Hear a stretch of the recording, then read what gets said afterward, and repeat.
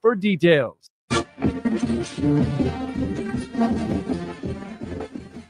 From the University of Alabama, this is Crimson Tide Today. It's a daily update on Bama sports and it's brought to you by CB&S Bank. Bank anywhere, at any time, with CB&S Bank's digital solutions. Managing your finances has never been so easy. Hello again, everybody. I'm Roger Hoover. Following Alabama's win at Arkansas on Saturday, here are thoughts from the head coach of the Crimson Tide, Nate Oates. Big road win. This team had been playing well. They'd won 3 or 4. Issue was we were up 18, and then we didn't close it like we need to. So a lot of credit to Arkansas for not quitting. They fought. They stayed in it, took an 18-point lead with 12 to go or so and cut that thing to 3. They're late. So, I thought our guys did a decent job closing once they cut it to 3. We were able to get a bucket. Grant got that put back, and we made a couple of free throws. But we got to a better job closing. We risked losing a road game that we were supposed to win. I'll have more in a moment. CB&S Bank has a long history of stability and a legacy of serving our community's needs for generations. You could say we know a thing or two about tradition. We've been family, community, and financially strong since we began in 1906. Being a team player is part of our culture. That's why at CB&S Bank, we're proud to sponsor the University of Alabama Athletics and prouder to take the field or court with you.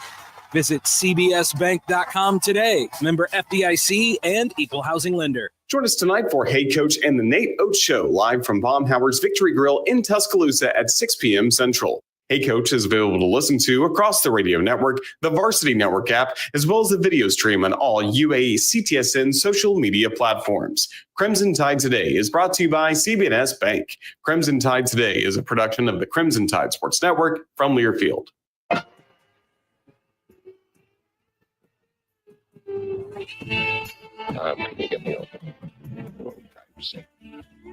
I'm funny how? I mean, funny like I'm a clown and you believe you? The lunchtime whistle and the morning's finally done. I'm jumping in my car, I'm gonna have a little fun. The Doghouse Network's on my radio dial. Big Dog's taking care of business for a while. Listening to another station I don't understand. Nobody does it like Thom Abraham. Give us a call, Steve. He's a northern bred, southern fed, slick talking guy. Listeners in his posse are the junkyard dogs. The SEC from Tennessee to calling them hogs. They go up to Lexington to the Tide and Tiger land. Nobody does it like Thom Abraham. Yes, I'm on here. Am I on? Somebody respond. You know football now, it's gone. Terrence Branch. Won't be back till Labor Day. The biggest tandem for touchdowns now. No, it's not gone. It's not totally gone, is it? And welcome, everyone, to Overreaction Super Bowl Monday in the Doghouse. Yes, it is that time of year when we lament the fact that there is no more football until spring ball, and then in the spring league in the UFL, and then there's the NFL draft, and then there's mini camps, and then there's more like transfer portal stuff, because kids can just whenever, however, whenever. And then camps will open in the NFL, and we'll have SEC media days in Atlanta. We'll have high school media days, and then camps will open in college football. And then before you know it, we'll be off and running once again. It's also that time of year where I get my spring cold. I don't know what it is. I don't. My wife wants me to go to the doctor. She's like, go to the doctor. Could be the COVID. Could be the pneumonia. People don't wake up from the pneumonia sometimes. I don't know what it is. Doesn't feel like it's in my chest. I got this bad head cold. It's a bad head cold. Luckily, I got Jumpin' Joe Hunk in the studio. And, he's ready to pick up the ball and run with it if he has to. I just keep fighting through it. And, we'll get it in. All right. So the pipe does sound a little bit off. That is why. There is no air going through my sinuses. There's nothing going through my nose. And I have taken the NyQuil. I had slept for 2 hours last night. I have taken the I've taken everything. Trying to take everything. Not at the same time because I don't want to OD. That would kind of suck if that were to happen. As for the Super Bowl, well, most of us did not see that coming. Not that the Eagles won the game. I mean, most of you guys predicted that. I gave you the Eagles 27-24 on the show. I gave you Eagles and over 48.5. But no one really predicted that type of utter domination. The numbers and the score lie to you a bit. Since Kansas City did most of their damage in straight garbage time after Philadelphia broke out to a 34-0 lead. And just as I was writing a note to my son saying that there's never been a shutout in Super Bowl history, that's when Kansas City was scoring. Now, I say that no one saw that going in and that game going that way, except, of course, my 85-year-old father. I texted the old goat my score prediction before the game. 27-24 Eagles. And he shoots back to me 42-24 Eagles. Of course, the final was 40-22 Eagles. So he nailed the 18-point margin and missed the final exacta by 2 points for each team. Great. Another 12 months of hearing my old man tell me about how he's got his finger on the NFL. By the way, remember Steve Merrill last week talking about a scoregami? And the scoregami bet being plus 2,500 and how he thought it would be a good flyer. You know, you throw $1, you throw $1 on the scoregami and it brings back $25. You throw a 10 spot, it brings back $250. Throw a hundy on there and it brings back $2,500. A scoregami is when the final score is unique in NFL history. A score we've never seen before. Well, that 40-22 score has only happened once in NFL history, and it was back in 2004 when the New England Patriots beat the St. Louis Rams in a November game.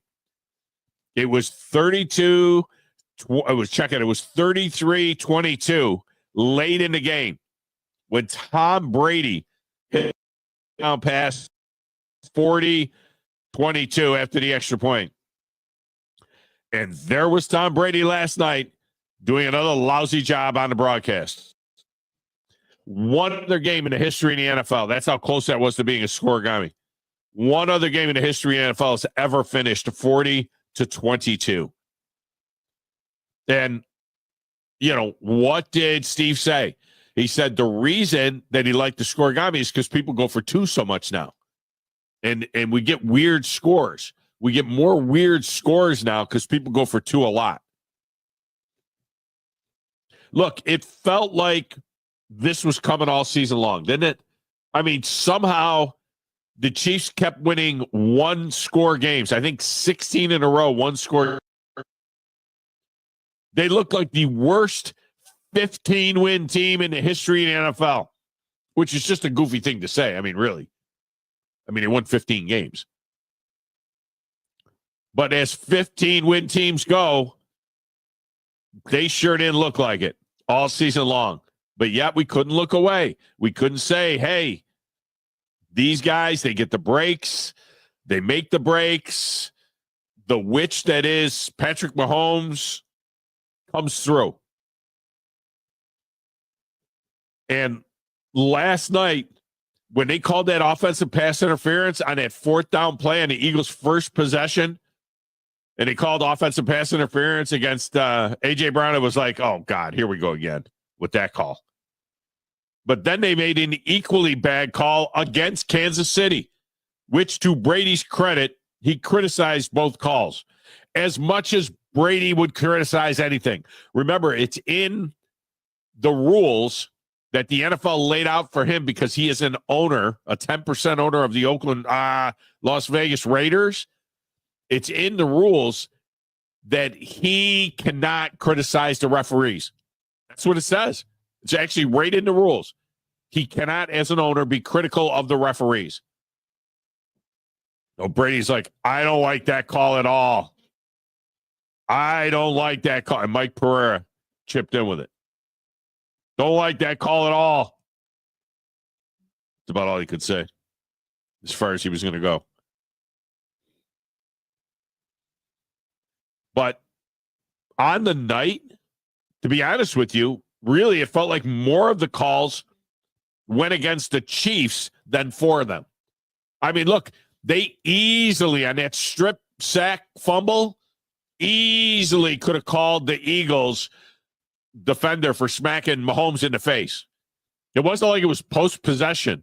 That wasn't what the foul was. They did call a personal foul. It didn't have to do with that because that was in the act of the play. I mean, how many times have we seen that called? That would be like they give the ball back to Kansas City, give them like 30 yards, and they go in and score a touchdown. Not last night. Wasn't going to happen last night. All right, we have plenty of notes from the entire evening and plenty of room to get you in as well. Only got one interview on the show today. I got my Philly guy, Eytan Shander. He is back at the top of the one. Remember, he was ready to bury Nick Sirianni. I mean, what do they do with that guy? And did Kellen Moore even leave New Orleans? Did Kellen Moore just stay in New Orleans and take off, where's my office? Be like Kellen Moore. Now, I haven't looked at the interwebs in the last 12 minutes since the show started. He might be the coach in New Orleans now. They said it was coming. He was going to be the next coach. That was all of the speculation.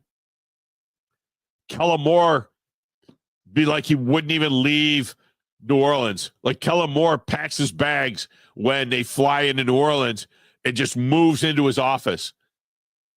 Game is over. Champagne is flowing. The confetti is coming down. And Kellen Moore's in the bowels of whatever they call that dome now. And he's like, where's my office? He's got pictures and stuff he's putting up on the wall.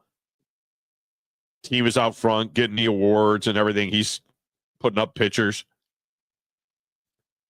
Looks like he's going to get that gig. You better be ready, Joe. Better be ready. Better be ready to contribute to this show. Just not all I'm telling you. We welcome those of you watching on WZZN TV, our YouTube channel, and on X as well. You can check that out if you haven't, as well as our listeners on 97.7 ESPN app, and those listening over the air in Winchester, Tennessee, and ESPN Winchester. Lines are open at 256-576-4977. You always think when you're sick like this, see, there's a lot of jobs you can do when you're under the weather. Because I'll be honest with you, I haven't missed a day of working since 1984. I mean, I don't miss work.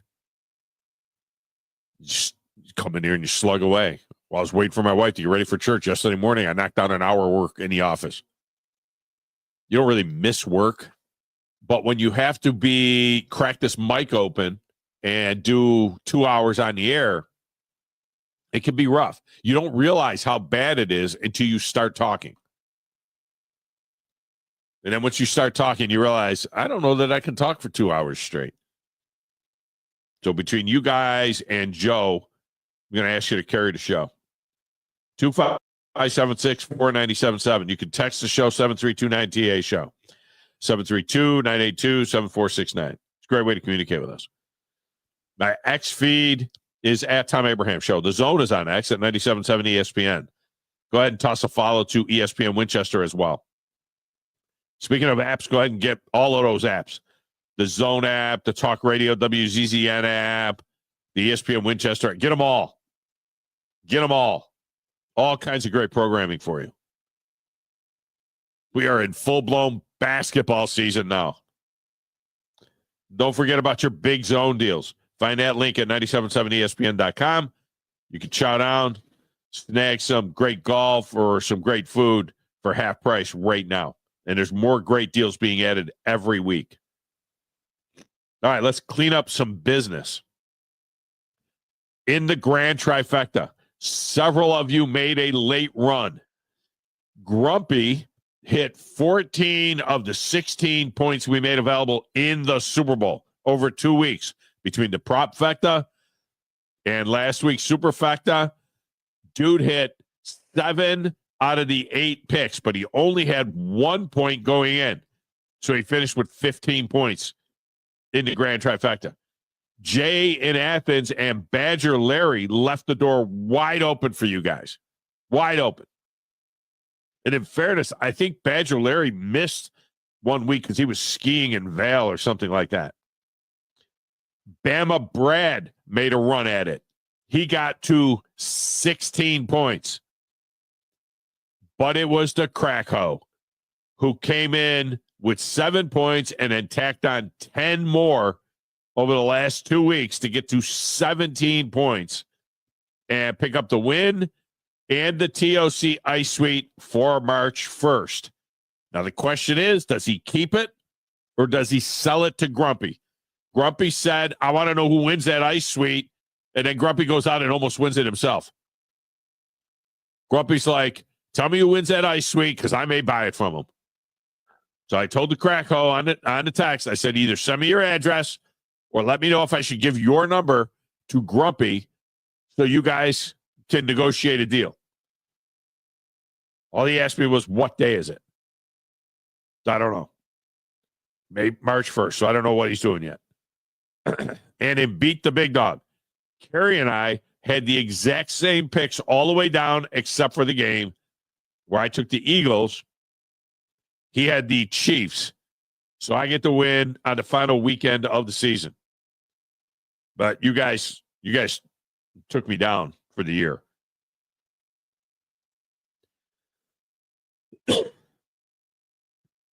I mean, 12 of you won in 22 weeks.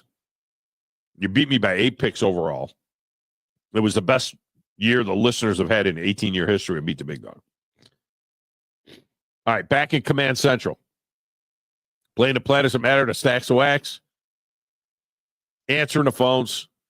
Picking up for me when my voice chokes out. Do you know who I am? No, who is this? Who is this guy? Who in the blue hell are you? I'm the producer of this show. If I didn't step up, you're nowhere. I put this thing together out of spit and polish. I'm very important. I think this is one of the traits of a really good producer. Keep the talent happy. I don't like violence, Tom. I'm a businessman. You want to boo me? Fine. Keep your friends close, but your enemies closer. You come at the Kings, you better not miss. Know your role and shut your mouth, you jabroni. Let me show for y'all. Got a damn good show. I will not wear that body on.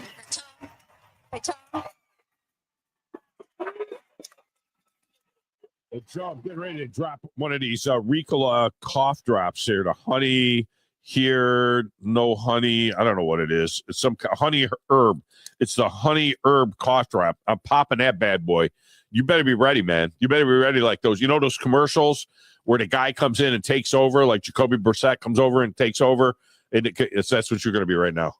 Oh, I've got the ESPN national radio ready to go. If ever. Good heavens. My God. I think I don't even know if you've got that, but you just gave me COVID from here. I tell you what, that man. cough was nasty. Right through the glass. Right through the glass. See, you don't know until you crack the mic. You know what I mean? You think you're like, I'm all right. I think I'm doing okay. And then all of a sudden you crack the mic, you talk for 16 minutes straight, and then you realize this pipe is shot. Do you have a Starbucks in Winchester? We do not have a Starbucks in Winchester. I have to go to Mount Pilot. I have to go to the big city. I got to go to Tullahoma to get to the Starbucks. The reason I was asking is they do something called a medicine ball. Really? That is literally it's perfect for somebody like you and myself that need to talk. And you drink it and it will clear everything up. You get one like right before a show starts. boom, I had to do an emceeing session about 3 nights in a row. All 3 nights I sounded like you, and I got one of those before every single show, and I was good to go. What does it do? What is I mean, it's just got stuff in it that just helps clears up all the nostrils and everything. It's, I won't say it's the equivalent on the ice of having like smelling salts or anything. Yeah. But it kind of clears up the pipes and gets everything out of the lungs and all that sort of stuff just for a short period of time, long enough for you to be able to talk for 2 hours. Hopefully it's not in my lungs, because then that would be like pneumonia, and I don't want to get that, because that could be deadly. I mean, at your age, that's really Maybe bad. take me out. Yeah, it would just take me right out. But it's my sinuses, and it's like at times it's like I blow my nose 50,000 times, and at times I can get some air through there. It's really bad at night when I lay down. Oh yeah, night times are the worst for this. And then all of a sudden it's like rock solid in my face, to where I can't even swallow. You know what I mean? You don't want to drool. You don't want to sit there and drool on your pillow, but it's be like, I can't swallow. I don't have any venting going on. It's like, how can this thing be so solid? And then the next second, it's like all of a sudden you feel air going through. And then the next second, it's all solid again. So it's not in my nose. It's like in my face. It must be in them sinuses or something. Yeah. Does it have anything to do with the fact that it was like 78 degrees on Saturday? Exactly. Today was like 35. Exactly. Okay. I mean, I was telling everybody. Makes sense. And what was it before? It was 78 degrees. It was like 30. Yeah. We had snow. I was shoveling snow, 70, and then rainy and 40. Anyway, yesterday, walked the dog before church. It's like 52. Get out of church. It's 41. It's like it got colder and colder and colder as the day went on yesterday. Yeah, I know. I told my wife, hey, I'm going to grill all of our food for the week. I'll do it right before the game. And I was like, and then I go outside to turn the grill on. And the first thing that I think of is, why is it so cold? It wasn't this way earlier. No. I was like, I totally misjudged this. And so I had to go back in, throw some sweats on, and go back out. Yeah. I mean, it got worse and worse. And we had all these options for Super Bowl. I remember I talked about that. I was like, I don't know what I'm going to do for Super Bowl, because the church is having a thing, and then my daughter was having a thing, and then I think my sons were coming over and everything else. And we left church after service. We didn't even hang around for Bible study. We just left church after service. And I told my wife, I said, I'm going to text the boys that haven't responded, because my sons, they don't respond. You know what I mean? I text my son. I have a thing called Sons of Mine, a text group, and it's my 4 sons and me. And I text them all like last week. I just need to know who's coming for Super Bowl, so I'm not surprised. Nobody responds anymore. It used to be nobody answers the phone. You got to text them. Now you text them, they don't respond to that either. So individually, I'm hitting them all up after church, and I'm like, I don't know if anybody's thinking of coming here, but I might be in bed for the whole Super Bowl. All right, I'm a mess. And one son was like, oh, no, I'm going to Christy's house. Remember, she's pulling down the big time. Okay, fine. Another son was like, no, I'm sick. The whole house is sick. We're watching it here. Okay, fine. John was like, I'm in Huntsville. The hood blew off my car. Yeah, I heard. So I suppose he told that story.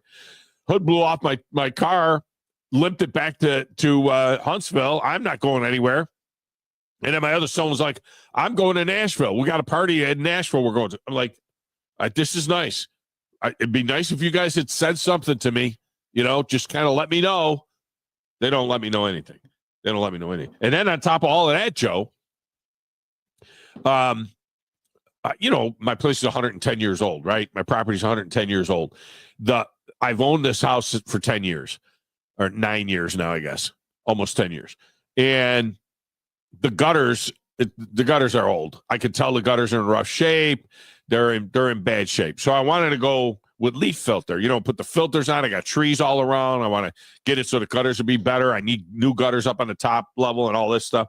So anyway, I get the gutter guy in here on Friday. He looks over everything. All right.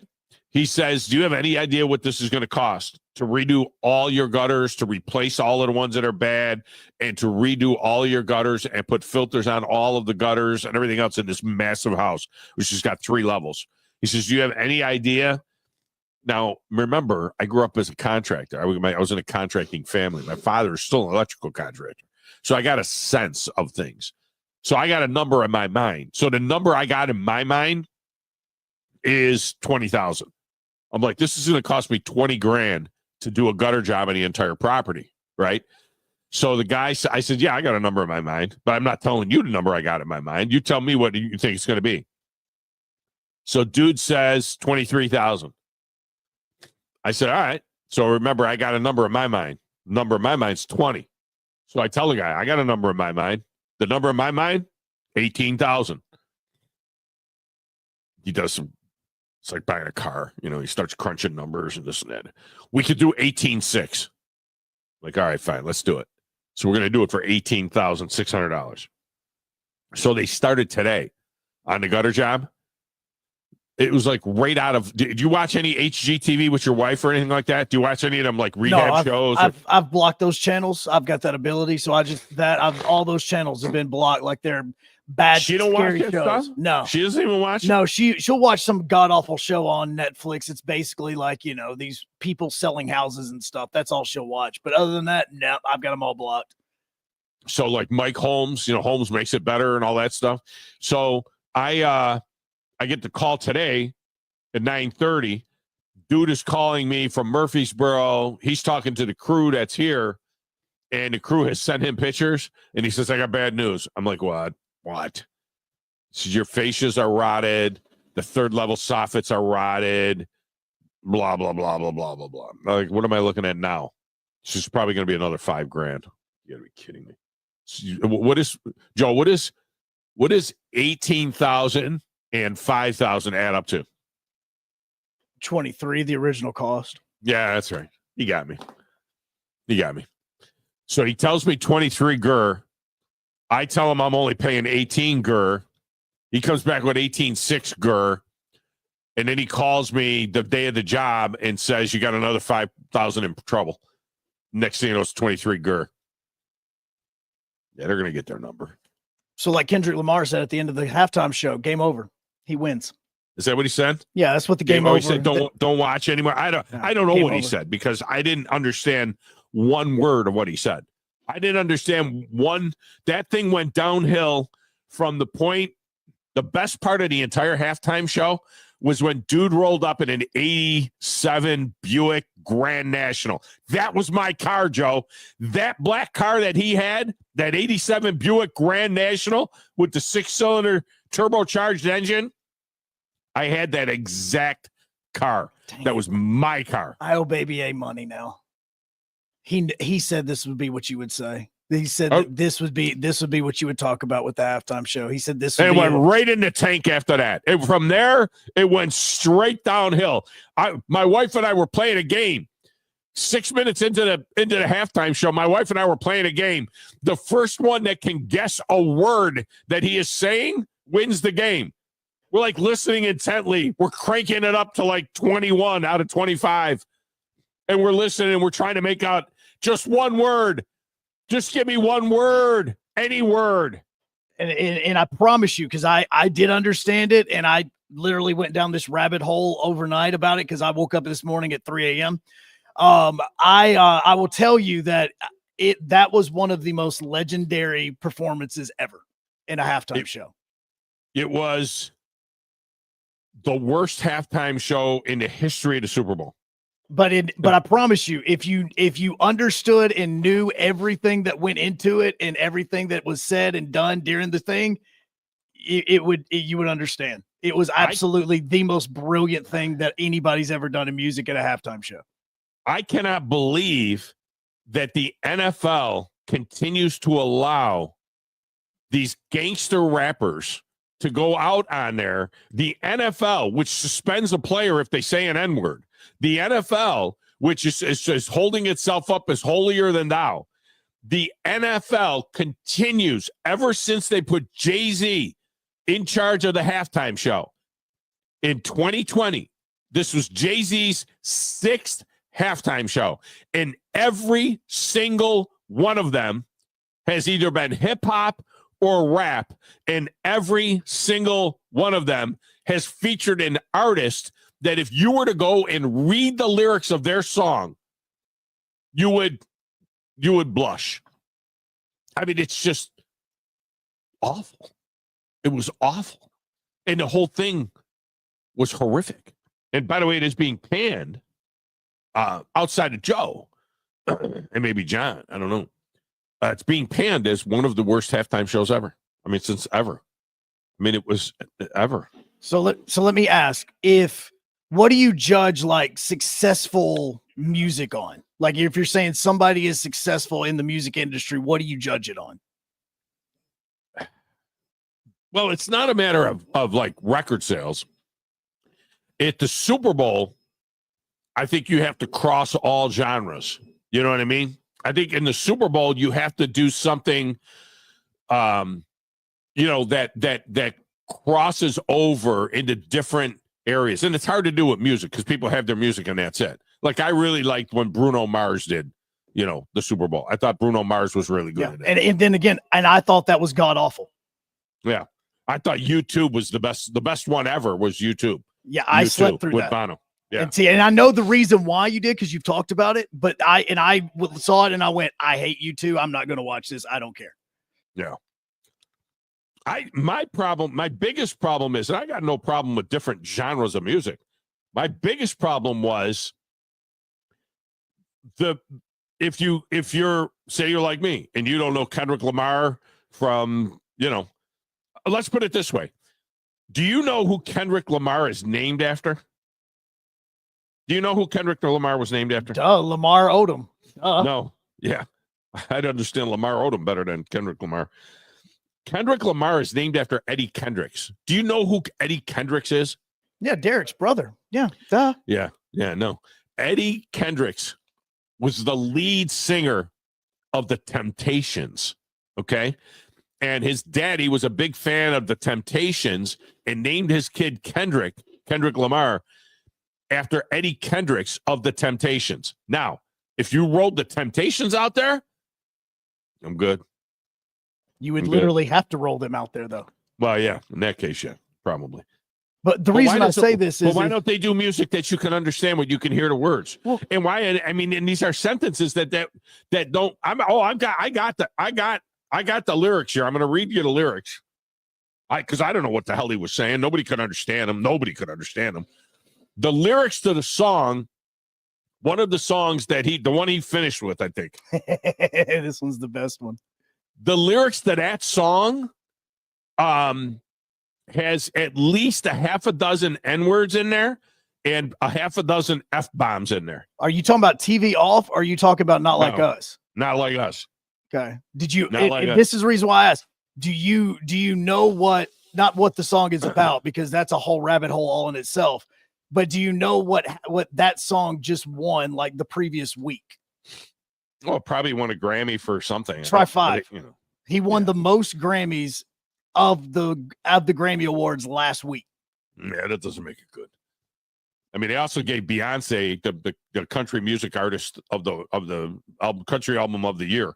Right, but that's one. This man won 5, and all of them were for that song that you're I can't quote the whole thing, but yeah. I can't. If I can't read it on a radio show, it's the NFL halftime show. And people are going to say, well, who's Kendrick Lamar? Let me go. What's that song he's doing? Not Like Us? Oh, yeah. Let me go see so I can see the lyrics. Oh, I'll share the lyrics. All right, we get a break in here. When we come back, we'll open up the phone lines and we'll go. You guys can jump in. If you want to stop me from reading the lyrics of Not Like Us by Kendrick Lamar so that you can know what he was singing last night, then all you got to do is make a phone call to the show and talk about something else. Talk about Jalen Hurts' domination. Talk about the fact that Jalen Hurts looks like a better quarterback in that game. In that game, if you had just landed from Bruno Mars, and you just landed, you'd look out there and you'd say that Jalen Hurts was the better quarterback in that game. The thing that Jalen Hurts did, the things that he did in that game, and how satisfying was it to see him hitting Devontae Smith for a touchdown, a long touchdown pass down the field. The guy that got removed from the national championship game so that Tua Tagovailoa could hit 2nd and 26 to Devontae Smith. 7 years later is throwing a touchdown pass to Devontae Smith on a bomb. Ice the game. Unbelievable. All right, we'll get a break. We'll come back. phone calls and me reading Kendrick Lamar next, right here on the Thom Abraham Show.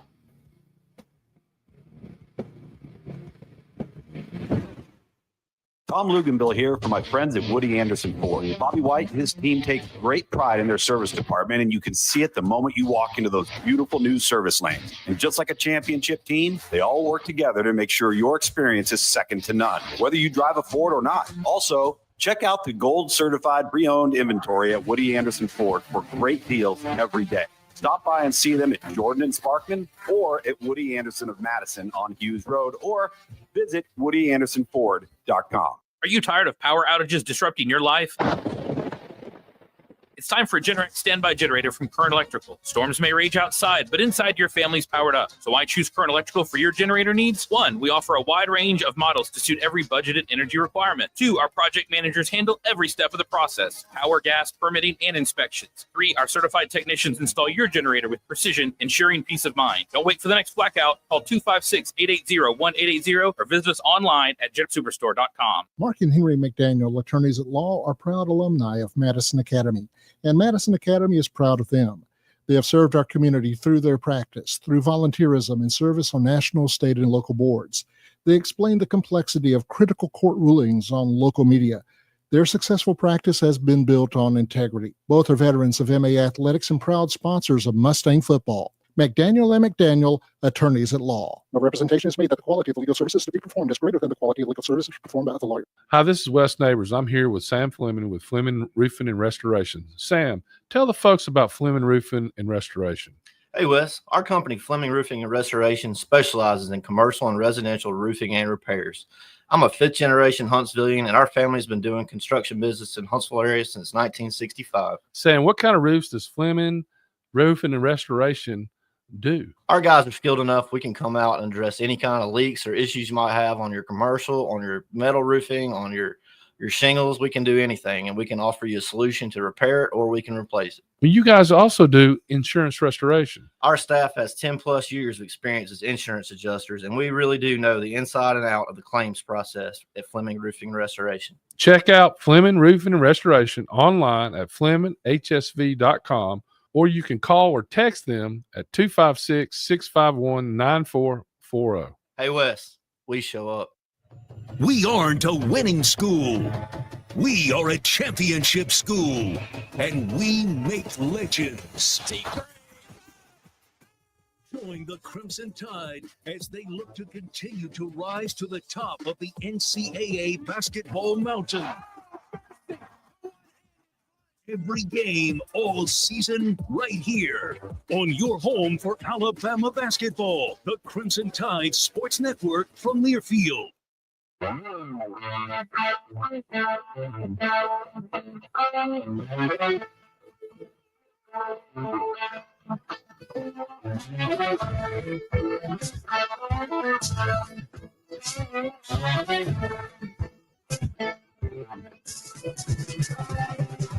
Home is free.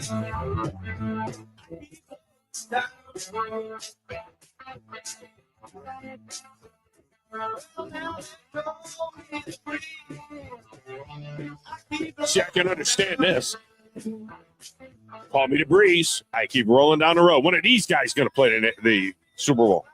It's kind of hard when one of them's not here. Well, more than one of them aren't here, but one other thing. Make any sense? All right, welcome back to Thom Abraham Show. Let's go straight to the phones. Wolverine Dan has been holding patiently since the beginning of the show. Wolverine Dan, welcome in. How are you?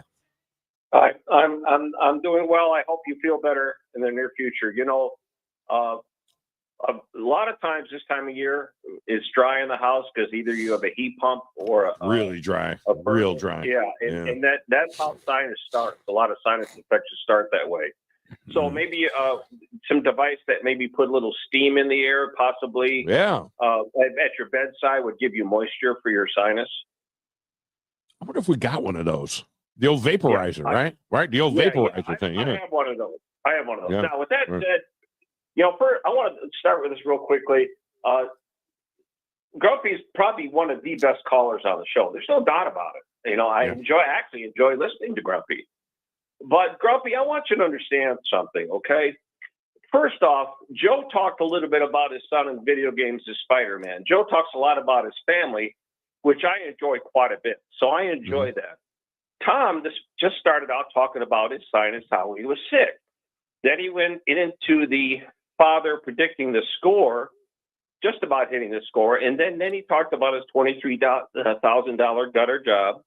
Then he talked about the father that named Kendrick, his name from Eddie Kendrick from the Temptations.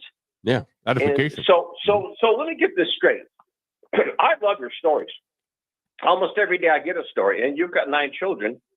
You have a lot of wonderful stories to talk about because you have a wonderful family, just like I do, Thom. You and I live in this. We're brother from the same mother almost, because your life is a lot like mine. We just wonderful families, very happy, very family oriented. So Grumpy, listen to this. When I talk about my marinara sauce the other day, Grumpy, understand this. There's things in life that you do all along the way, and especially as you get older, you appreciate it more.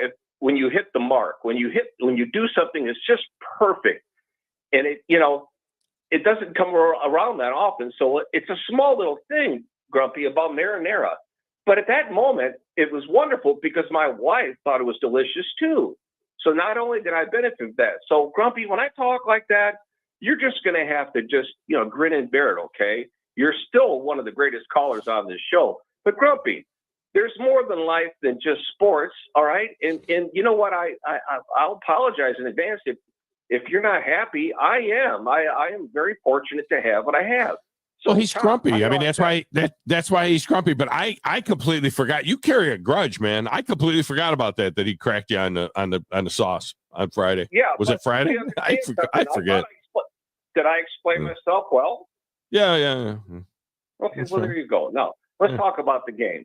Okay, Yeah. One thing that I wasn't disappointed about is after being on his back 5 times, the 6th time they stripped the ball, and then he got punched in the face. Oh, my homie, you ain't no homie, bro. You're gone. It's over. So, see, I love that kind of stuff. I'm glad Jalen did well, okay?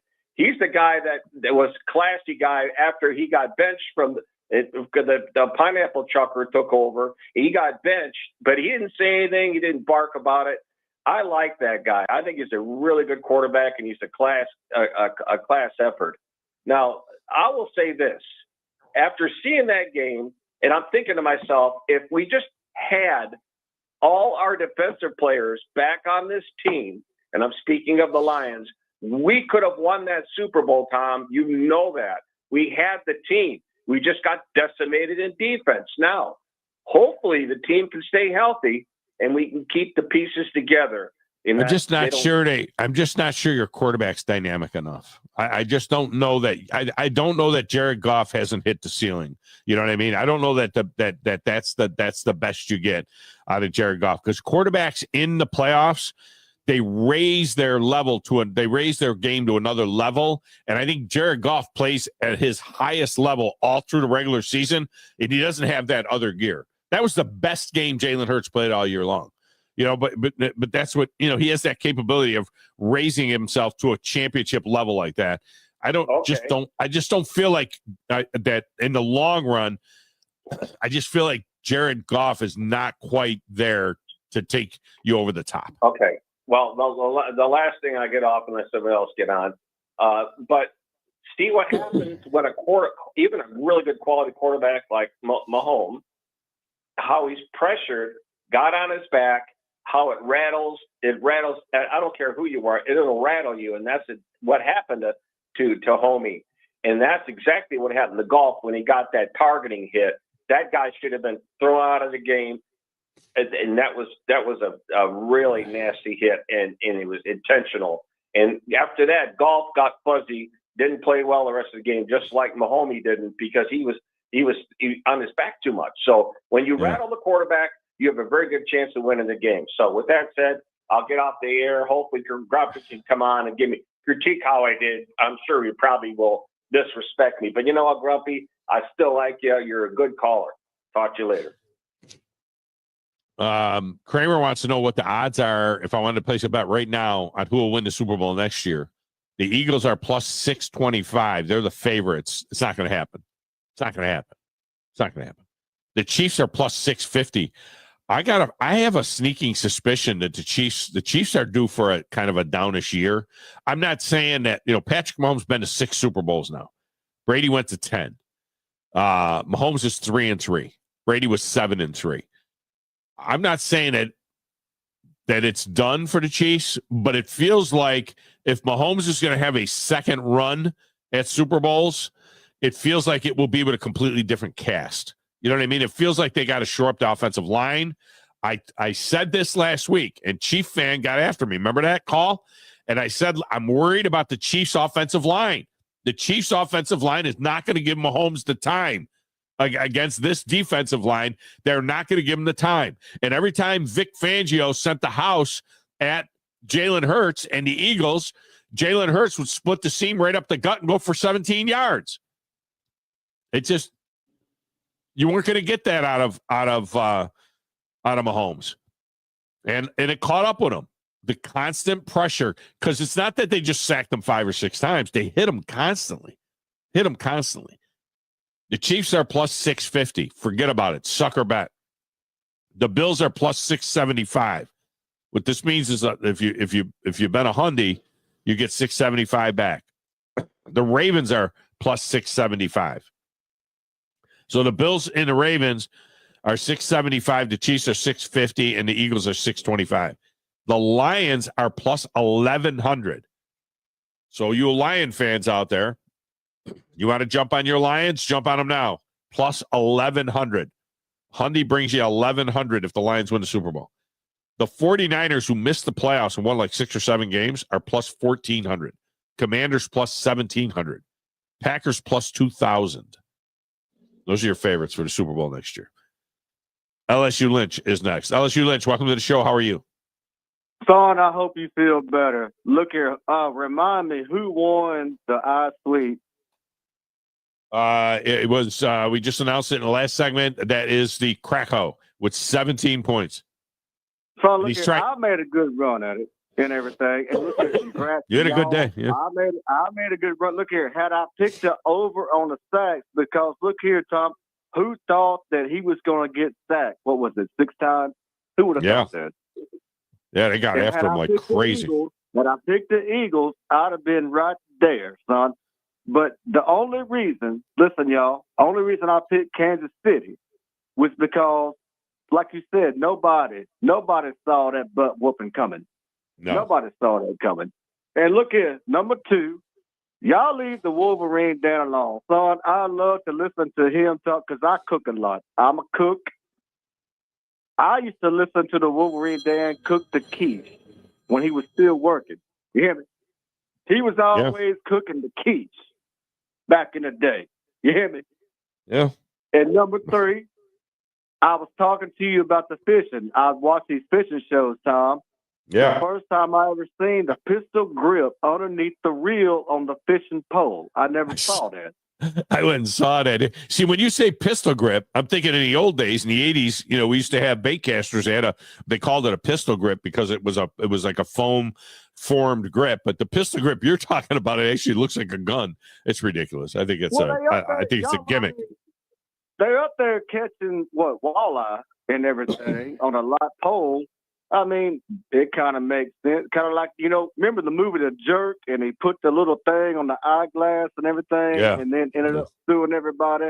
Well, they could sue everybody for some carpal tunnel right there. And then the fourth thing is, I saw you a big fishing man.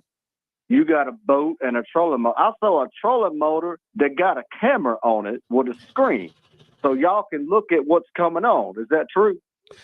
It's called forward-facing sonar. And yes, I have that as well on my trolling motor. I use the Garmin Live Scope. Do I have a Garmin hat on? I think I have a Garmin hat on right now. I don't even know. I use Garmin Live Scope, and you can actually, you can see the different contours of the bottom, and you can see rock formations and things like that.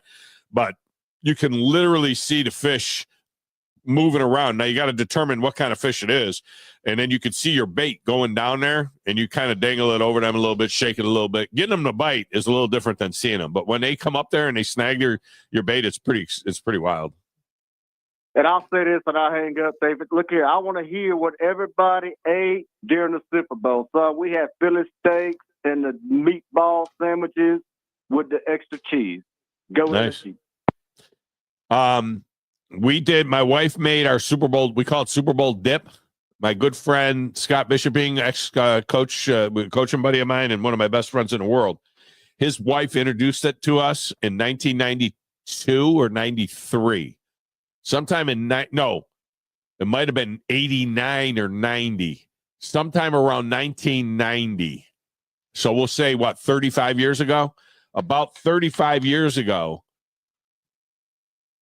buddy's wife made this Super Bowl dip. We just now call it Super Bowl dip. It's a bean dip. Well, it's not a bean dip.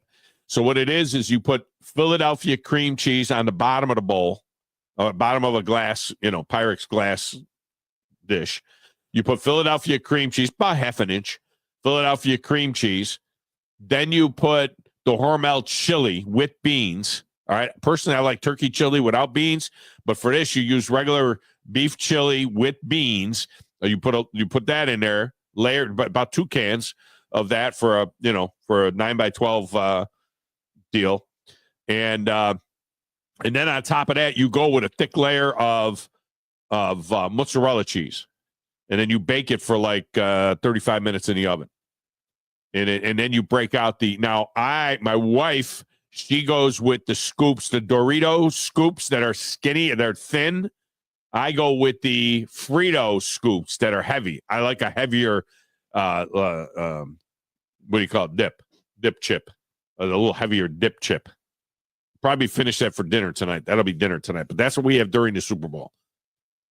We have our Super Bowl dip. All right, we get a break. We'll come back. Final segment, hour number 1. Set you up for hour number 2. It's the Thom Abraham Show. Back with more right after this.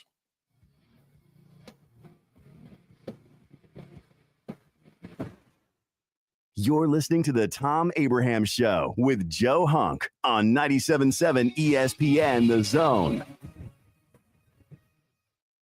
This is Brent Musburger's VSiN Action Update on 97.7 ESPN The Zone. For a limited time, GBank is offering a $250 bonus when you open a GBank Visa Signature Card. Apply today at vsin.com/GBank. The Eagles dominate Super Bowl 59, beating the Chiefs 40-22 as a 1.5-point underdog. Philadelphia opened 6-1 to win Super Bowl 60. They're the favorite. Chiefs, Bills, and Ravens at 7-1, the second choice. Lions at 9-1. The Atlanta Falcons open at 65-1. It's Speed Week at Daytona, the 67th running of the Daytona 500 coming up on Sunday. We'll have the qualifying on Wednesday and the qualifying duels on Thursday. Kyle Larson is 10-1 to win it. Kyle Busch, Danny Hamlin, both 11-1. Ryan Blaney, Joey Logano, and Chase Elliott all 12-1. For more, go to VSIN.com. Mike Sennett, 97.7 ESPN The Zone. Specializing in simple and affordable rentals, McCurry Van and Car Rental can make sure you have just the right vehicle for your next family vacation, weekend getaway, or if you just need transportation while your vehicle is being repaired. McCurry carries Ford Transit vans and Mercedes Sprinter vans, trucks and work vans, and more. And they offer discounted rental rates for long-term rentals. Now with 4 locations: Athens, Muscle Shoals, Coleman, and Huntsville. Log on McCurryRentals.com to make your reservation now. That's McCurryRentals.com. No representation is made that the quality of legal services to be performed is greater than the quality of legal services performed by other lawyers. A wise man once said, if you take care of old folks and children, everything in the middle will take care of itself. Hi, I'm Danny Aldridge, lawyer in Alabama and Tennessee. In the next 20 years, the number of those folks over 65 years of age will more than double. In our golden years, the most important goal is to be treated with dignity and have control over doing what makes you grateful with those you love. At the Aldridge Law Firm and the Legal Town Center, we're dedicated to help you with these goals, and we'll be there when life throws you those inevitable curveballs. Let us assist you with your legal needs, whatever they may be or become. You may reach us by phone at 256-534-3188 or online with Dan at danaldridgelaw.com. Just remember, we're here to help. Whether it's personal injury, wrongful death, fraud and cheat, or estate planning made complete, we're here to help. Forgiveness. Wow, what a word. What a gift. All of us have done things in our lives that we regret. All of us have done things that are disobedient. All of us have sinned and fallen short of the glory of God. Thank God for his forgiveness. Thank God that he separates our sins as far as the east is from the west and remembers them no more. Hey, I'm John Dees, pastor of Cross Point Church, smack dab across the street from the YMCA in Madison. Check us out at cpcfamily.org. Hi, folks. Bobby White back again for Woody Anderson Ford, inviting you to come test drive any one of our over 100 F-150s. From rock-solid, dependable work trucks to our state-of-the-art Platinum Series, we've got an F-150 for you. Test drive one today, and you'll understand why the F-150 is the best-selling truck in America, going on 48 years in a row. Just as successful offenses and defenses are built on teamwork, Woody Anderson Ford is powered by our people. Our sales and service teams are well-trained to save you time and money. And because we want your business again and again, no one will work harder to earn it. Our mobile service teams come to your home or business for oil changes, brake work, tire rotations, and more. And the great thing is you don't pay extra for it. We come to you with mobile service at no extra charge. Proud to be local, family-owned, and at your service for over 62 years. Woody Anderson Ford, Alabama's F-150 Superstore. All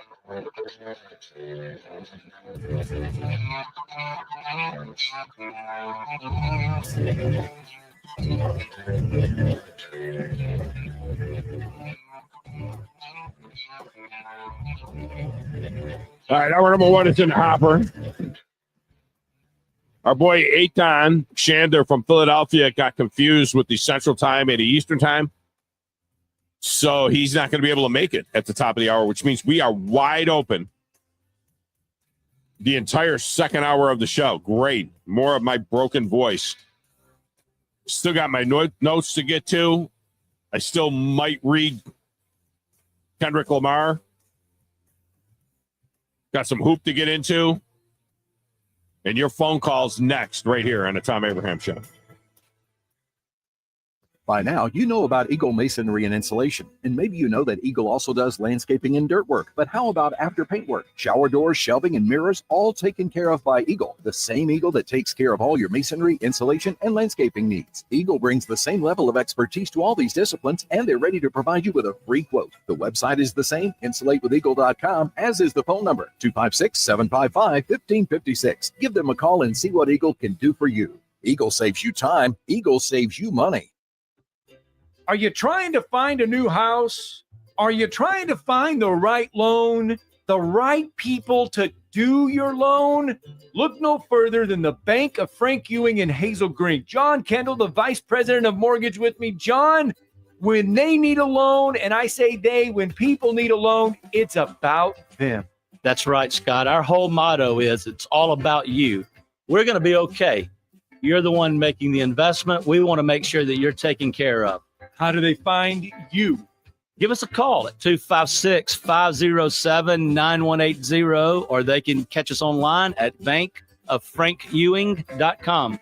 It's Bank of Frank Ewing in Hazel Green, where they take the home loan to you and they make it all about you. Bank of Frank Ewing in Hazel Green is an FDI insured bank, as well as an equal housing lender.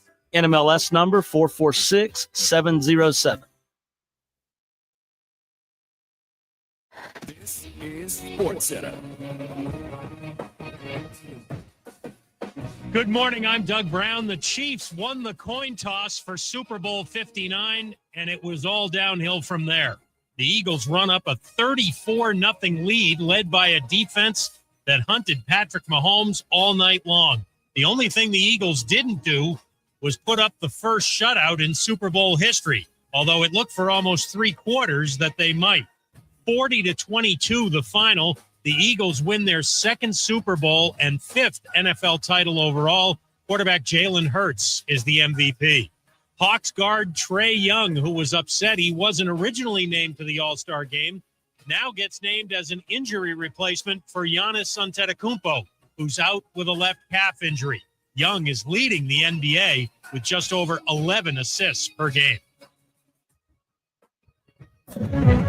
WCZN, Union Grove, Huntsville, Alabama.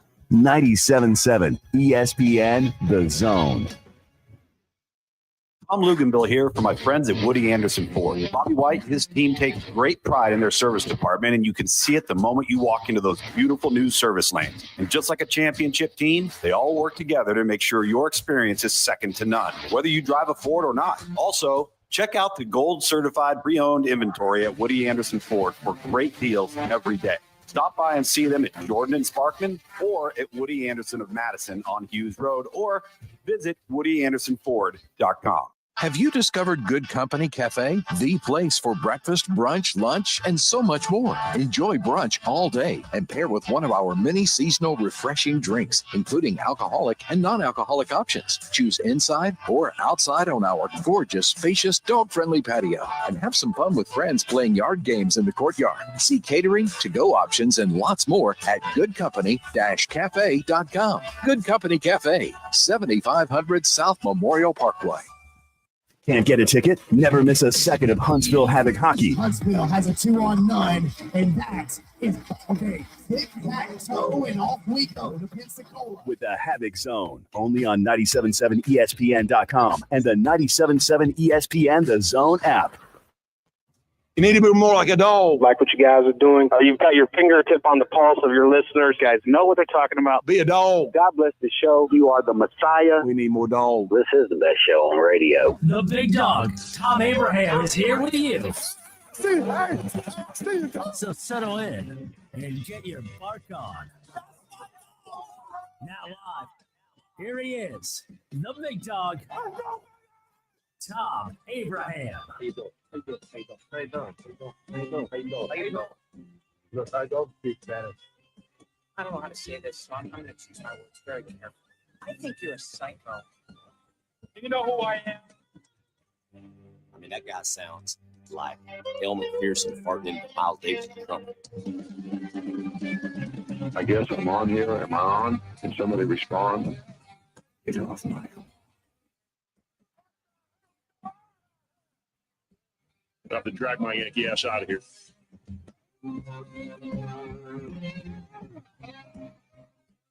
And welcome back. Hour number 2. Thom Abraham Show. Football season may be over. At least the NFL season and the college football season are over, at least for now, as we know it. But it's still laundry season at Owen Home Appliance Center. And if you're tired of that washer walking out the door every time it goes into its spin cycle, or if you're having to dry a load 2 or 3 times, it's time now for new washer and dryer. And you can pick from brands like Maytag and GE and Whirlpool and Electrolux and, of course, Speed Queen.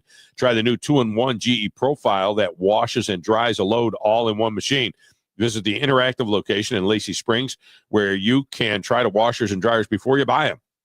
It's Owen Home Appliance Center. Quality products, quality prices, quality service. It's in the name, Owen Home Appliance Center. All right, Joe, so I got a text from the estimator, and see, he tells me $5,000. He thinks it's going to be $5,000 to fix the soffit and the backing and all that kind of stuff up there. And now he comes back with $3,200. I said, you're going to have to sharpen your pencil up a little bit.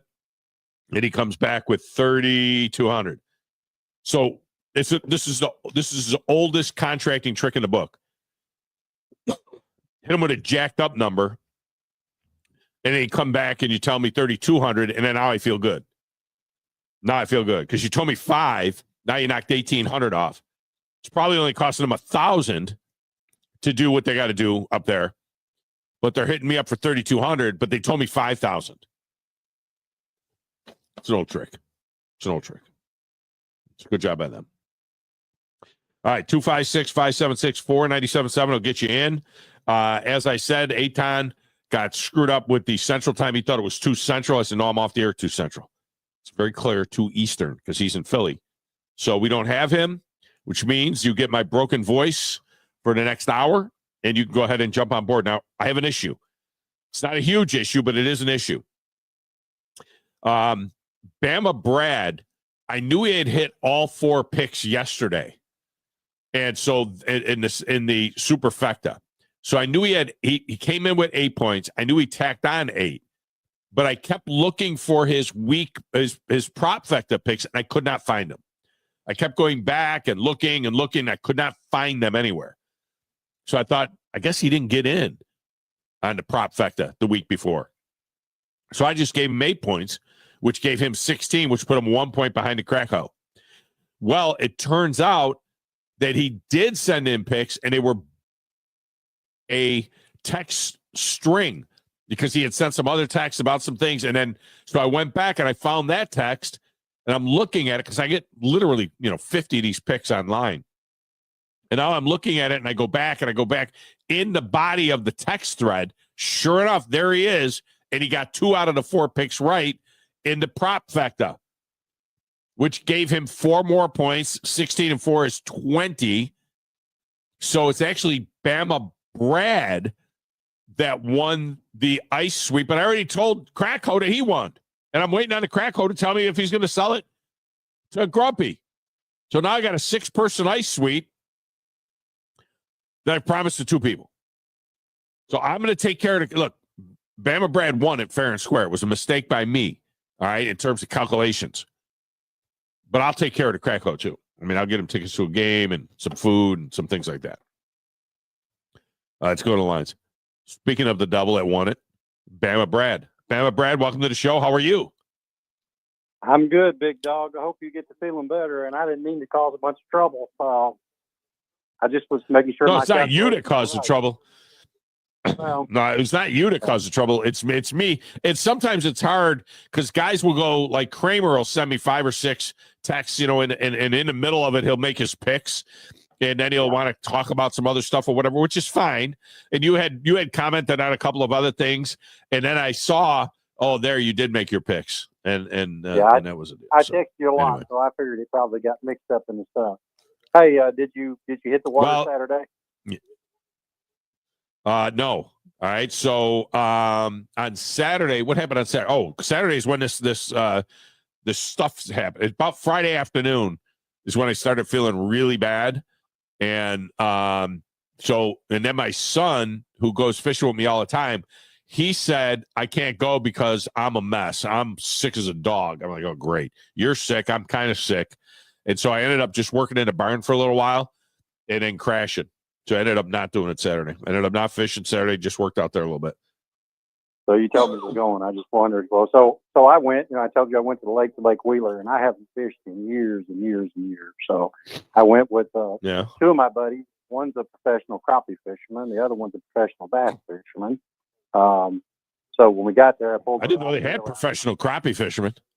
Well, I say professional. He's in a crappie club up in Tennessee and fishes. Okay. And then the other one, he's been partially sponsored as a bass fisherman. I don't know what the whole deal is. But anyway, I pulled my rig out, and he looked at it. He said, you are not using that rig. It's filthy dirty. You don't have enough line on it. He said, use one of mine. So he handled me one of his rigs with a rattle trap with a green and orange wrap. Anyway, long story short, we fished for about 2 or 3 hours, and guess who caught the fish? I would hope you did with that rattle trap. I caught the only fish, Thom, largemouth bass. He was about the size of your telephone. Really? Just one little largemouth. One little largemouth. I'll tell you what, it would have been. You would thought. Now, was it blow? Was it blowing there on Saturday? Man, it was windy and cold. I mean, we were standing beside a boathouse trying to stay cool off the bank. It was really windy and cold. But see, here's the thing: is that air temperature could be 70 degrees, water temperature is 45 degrees, and you're sitting right on the water. So the water, and if you get the wind blowing across that river, I mean, it's like you're sitting in a refrigerator, and it can feel very cold. Then you'll put the boat on the trailer, you'll drive a half a mile, you get out of the truck, and you got to take your coat off because it's so beautiful out, and you're like, what the heck happened? And it's because the water is so cold. it was cloudy, and where we were fishing, the water was about 4.5 feet deep. So, I mean, it, ripples on top of it. Anyway, I got the fever again, though, Tom. I'm gonna have to rig up and start going fishing again. But yeah, it was a good time. But yeah, you just said you were going to take the boat out Saturday if all well. I just wondered how it went. Anyway, to the game. I thought I'd rattle here for a little while and give your voice a little bit of a break. I'm happy for Jalen. I'm happy for Jalen. Really happy for him. I mean, he took so much crap about not being a good quality quarterback and all that stuff. And, one thing I don't like about Jalen is I keep hearing, well, his success story. He got benched at Alabama. He didn't get benched. He got replaced. I mean, benching to me is derogatory, where you've done something wrong and you deserve it. That's not what happened. He wasn't having a good game, and Saban said, "Let's try something else." I don't like that term "benched," but he's a good guy. Well, yeah, but it is what it is. I mean, he was benched. I mean, that was he wasn't getting the job done. They benched him and they brought the other guy in. I mean, I'm not going to.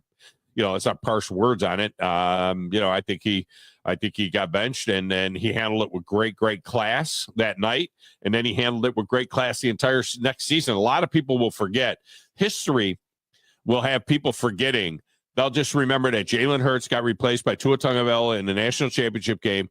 Tua came in, had some sketchy play, but then hit the big play for the 2nd and 26 for the touchdown to win the game, and then Jalen Hurts transferred to Oklahoma. They're going to forget the part where Jalen Hurts stayed at Alabama, came back, he mentored Tua that whole year, and then when Tua got hurt in the SEC championship game, Jalen goes into the SEC championship game, scores 2 touchdowns, and wins that SEC championship game against Georgia, returning the favor. Then he transfers to Oklahoma. That's people will forget that.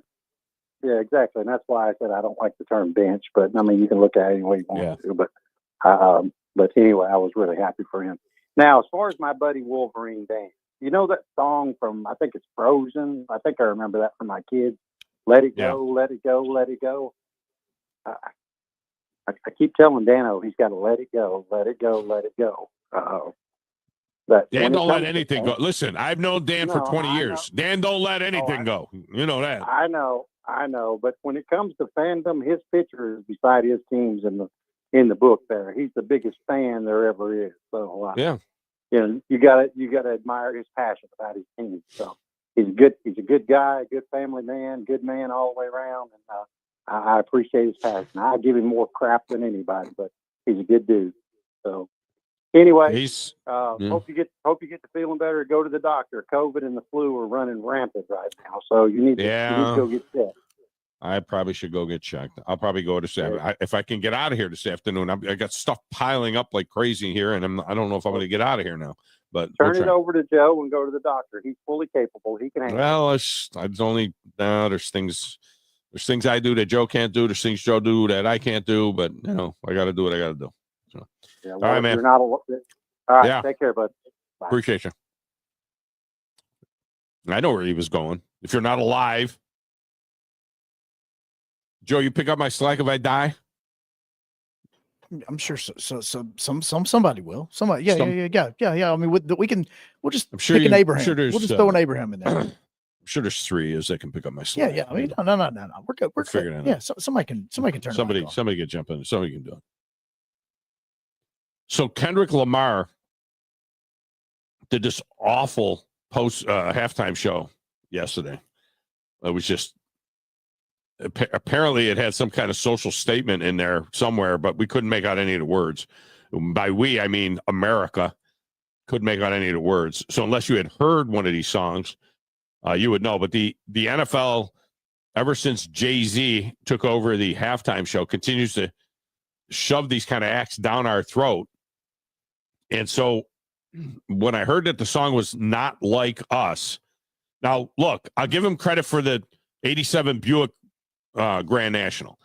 Dude rose up in the 87 Buick Grand National. That was the highlight at halftime, was the 87 Buick Grand National.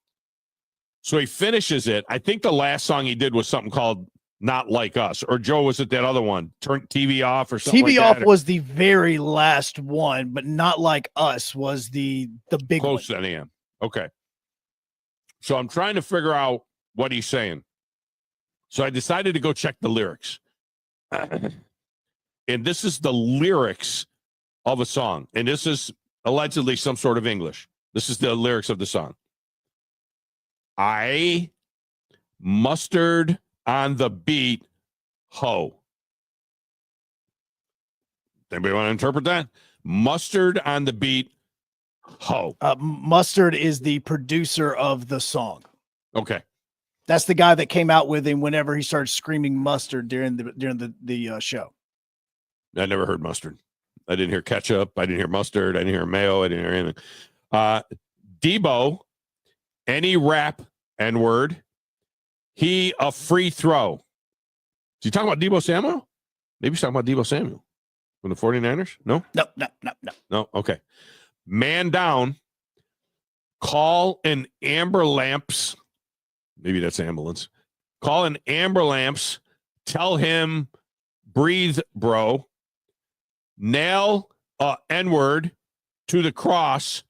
He walk around like Tizo. What's up with these jabroni ass N-word trying to see Compton? Oh, he's from Compton. The industry can hate me. F them all. And they mama. How many ops you really got? I mean, too many options. I'm finna pass on this body. I'm John Stockton, basketball player. Beat your ass and hide the Bible if God watching.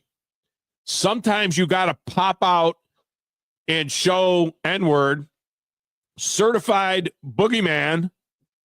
I'm the one that up the score with him. Walk him down whole time. I know he got some hoe in him. Pull on him. Extort, S-word. Bully death row on him. Say, Drake, I hear you like him young. You better not even go to cell block 1 to any B-word that talk to him and they in love. Just make sure you hide your little sister from him. Let me stop that right there. Does Drake have an action? I mean, can Drake like sue? Can they just say whatever they want in a song like that? Ladies and gentlemen, we're about to let Thom Abraham know about the Kendrick Lamar and Drake lawsuit that has been in court for about the last 8 months. So, I mean, this is kind of like slanderous, isn't it? I mean, saying something like that about somebody? Drake is actually suing the record label because they both have the same record label. And he's upset that the track went out and that the record label let the track go out. All right. So he wasn't, what do they call it? He wasn't like free balling during this. This was an actual song. Yeah. So what happened is Drake and Kendrick Lamar started going after each other through songs in the summer of 2024. And literally they were both writing songs and putting them out within like 24 hours of each other. And they were each going back and forth. So Kendrick Lamar wrote that song, the Not Like Us song, and it is going after Drake. That whole entire song is all about Drake. So what do they call that when the rappers just start, is it free balling? Something like that, rap battle. Freestyling? Yeah, freestyling. Freestyling, and then they go into a rap battle. So yeah, they were freestyling kind of rap battle-ish type. So they're freestyling. So this must be an actual song because he's got lyrics written down here. So there's actually, okay, so then it says, they tell me Chubb's the only one that get your hand-me-downs. He's talking about Nick Chubb? Is he talking about getting Nick Chubb back into the Browns next year? No, nobody's talking about Cleveland. Trust me. Not Nick Chubb. Okay. And Party at the party playing with his nose now.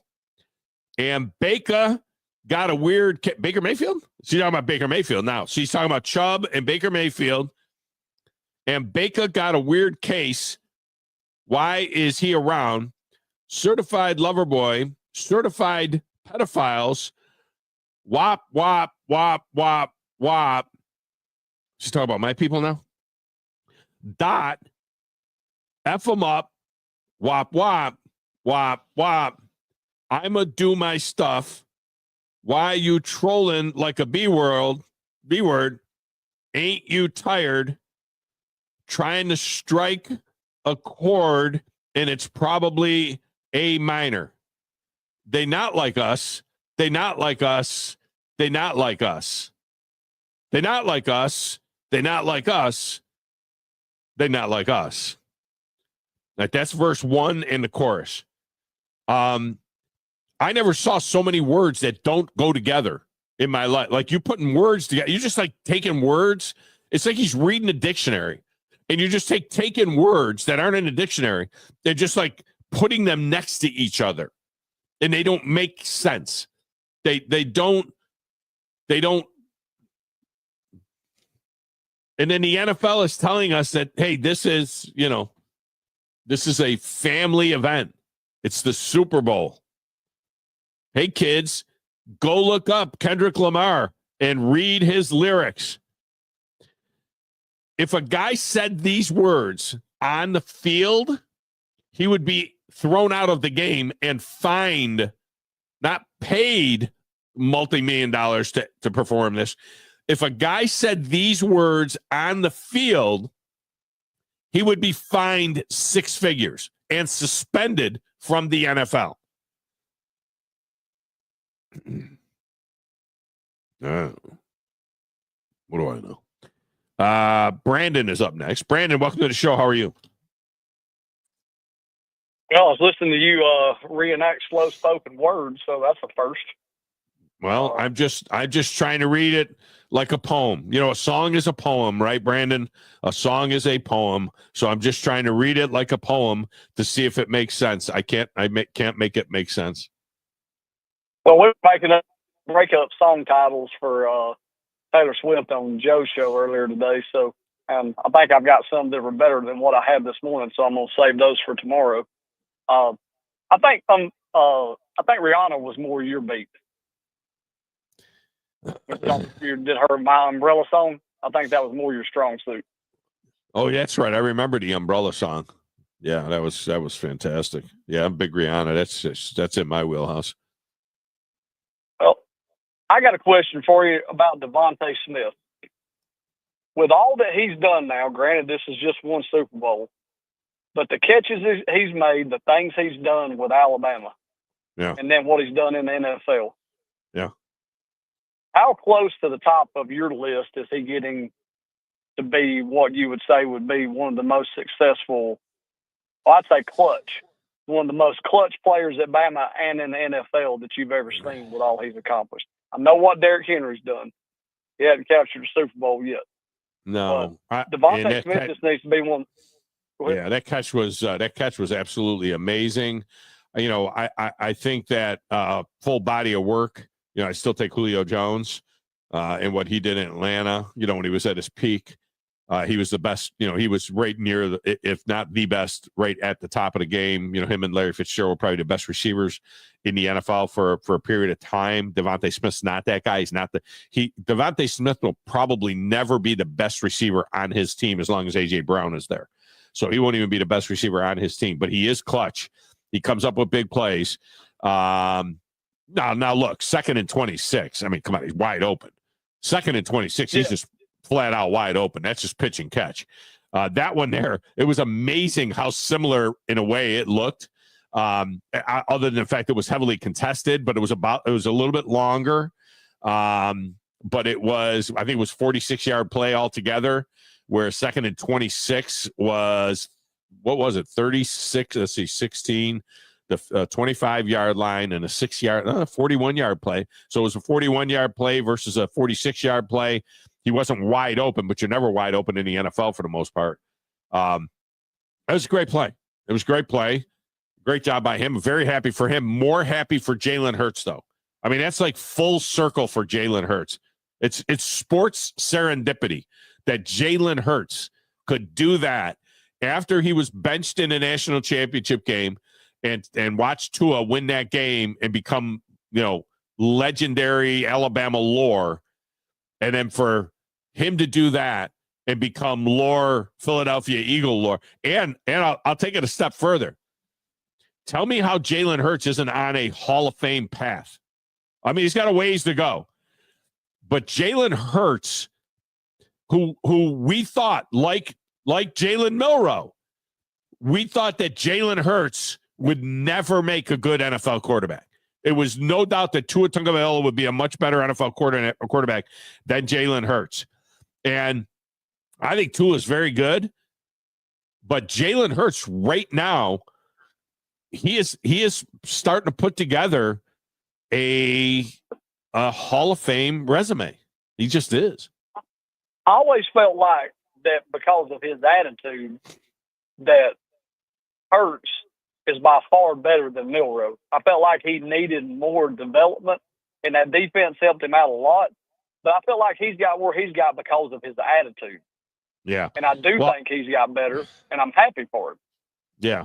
Well, he's I think that Milroe is a better runner overall, faster than Jalen Hurts. But Hurts, this far into his career to still be, being able to do damage with his feet. But he made some really nice passes. I mean, some of those passes he made, those sideline routes and those passes down the sideline to A.J. Brown and stuff on that one where they called the offensive pass interference, which was garbage. That was a beautiful ball. I mean, Jalen Hurts, but I always felt that Jalen Hurts had huge character. Do you remember the first time you saw Jalen Hurts in the spring game? And we were like, because he wasn't in that bad. This was all about, what was his name? Blake, what's his name? Was going to be the quarterback. That was his. Barnett. In fact, he ended up Blake Barnett. It was all about Blake Barnett. And then we saw Jalen Hurts in that spring game as a freshman. They were like, who's that kid wearing 2? Who's that dude? Boy, that's pretty nice. And then the games comes against the USC. Blake Barnett starts the game 2 series, and he's like a deer in the headlights. And they bring Jalen Hurts in for a series, and he never looks back.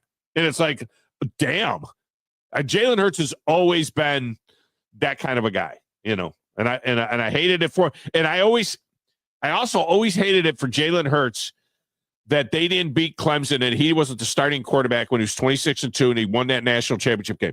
Jalen Hurts did everything. I was standing right there on the 5-yard line when Jalen Hurts ran in that 34 or whatever it was yard touchdown to give Alabama the lead with 1:40 to go in that game against Clemson. I was standing there, and I was standing there in the other end zone when the pick play, when Watson hits Renfro on the pick play for that touchdown. And I remember thinking, this is going to go down that Jalen Hurts didn't win this national championship. Jalen Hurts wasn't a linebacker. Jalen Hurts wasn't on the field to let Clemson go right down the field with 1:40 to go in that game. He gave them the lead. They should have won that game, and Jalen Hurts should have been a national championship quarterback right then and there. I don't disagree with you. I wish he'd have won it too for him, just because I like his attitude and I like how much work he's put in. And you can tell how much work he's put in to progress at his craft. And you just got to respect that. And I love that he's had his moment with Devontae Smith. He has his signature catch with him now that'll live for the rest of his career. And that's great stuff. So I'm very, very happy for him and glad that he got his due, just for the simple fact I love that he waited. He did win us that game being clutch in the end of Georgia. And just people with a good attitude, you like to see them. What we're going to see out of Milroe going forward, I don't know. I think he's a good person, but I don't know. Can he put in the work to do what Jalen Hurts did? I think he's a smart kid that's got great work ethic. I just don't know that he is as polished as Hurts is. Hurts is the son of a coach, and he's polished. He's got great character. I think they both have great character. I just don't think that. I think Hurts learned how to go through a progression, and it's not his strong suit. But I don't think that Milroe goes through a progression. I think Milroe's a one-trick pony. It's like it's there, and if it's not there, I'm going to pull the ball down and take off. Agree with you very much. And this time next year, are Kelsey and Swift still together? It's a great question. This time next year, is Kelsey still playing? And does she stay with him if he's not playing? Agreed. If Kelsey hangs it up, I appreciate the call. It's a good job of you, Brandon. By the way, speaking of hanging it up, have we heard anything yet about Jimmy Johnson? Did you not get the distinct impression, Joe? I don't know if you watched any pregame at all, but did we not get the distinct impression that Jimmy Johnson was done when they did that 5-minute tribute to Jimmy Johnson? And then in the end, when it was over with, he gets asked by the guys on the thing, is this goodbye? And he says, let's just take it one day at a time. I think Jimmy Johnson's done. Yeah, no, I did not see it live. I did see the part of him asking, like, is it done? But I also heard the way that Jimmy Johnson was talking during the little bit of pregame that I did listen to. And I kind of got that vibe of like, all right, man, you kind of got your limit. Yeah, Terry Bradshaw's the same way. But it was, you kind of got to that point. It's like, all right, you kind of, you need to go back and just get on a boat for the rest of your life and just enjoy it. Yeah, Lee Corso thinks that Jimmy Johnson's done. So, all right, we get a break. We'll come back. Bama Big Rick, you stay right there. You're up next. Room to get you in behind him. Still got my notes. I got my notes going all the way to pregame. I do have notes. I would like to get through them since I spent, the entire game with my laptop on my lap making my notes. We'll come back more after this Super Bowl afterglow on the Thom Abraham Show.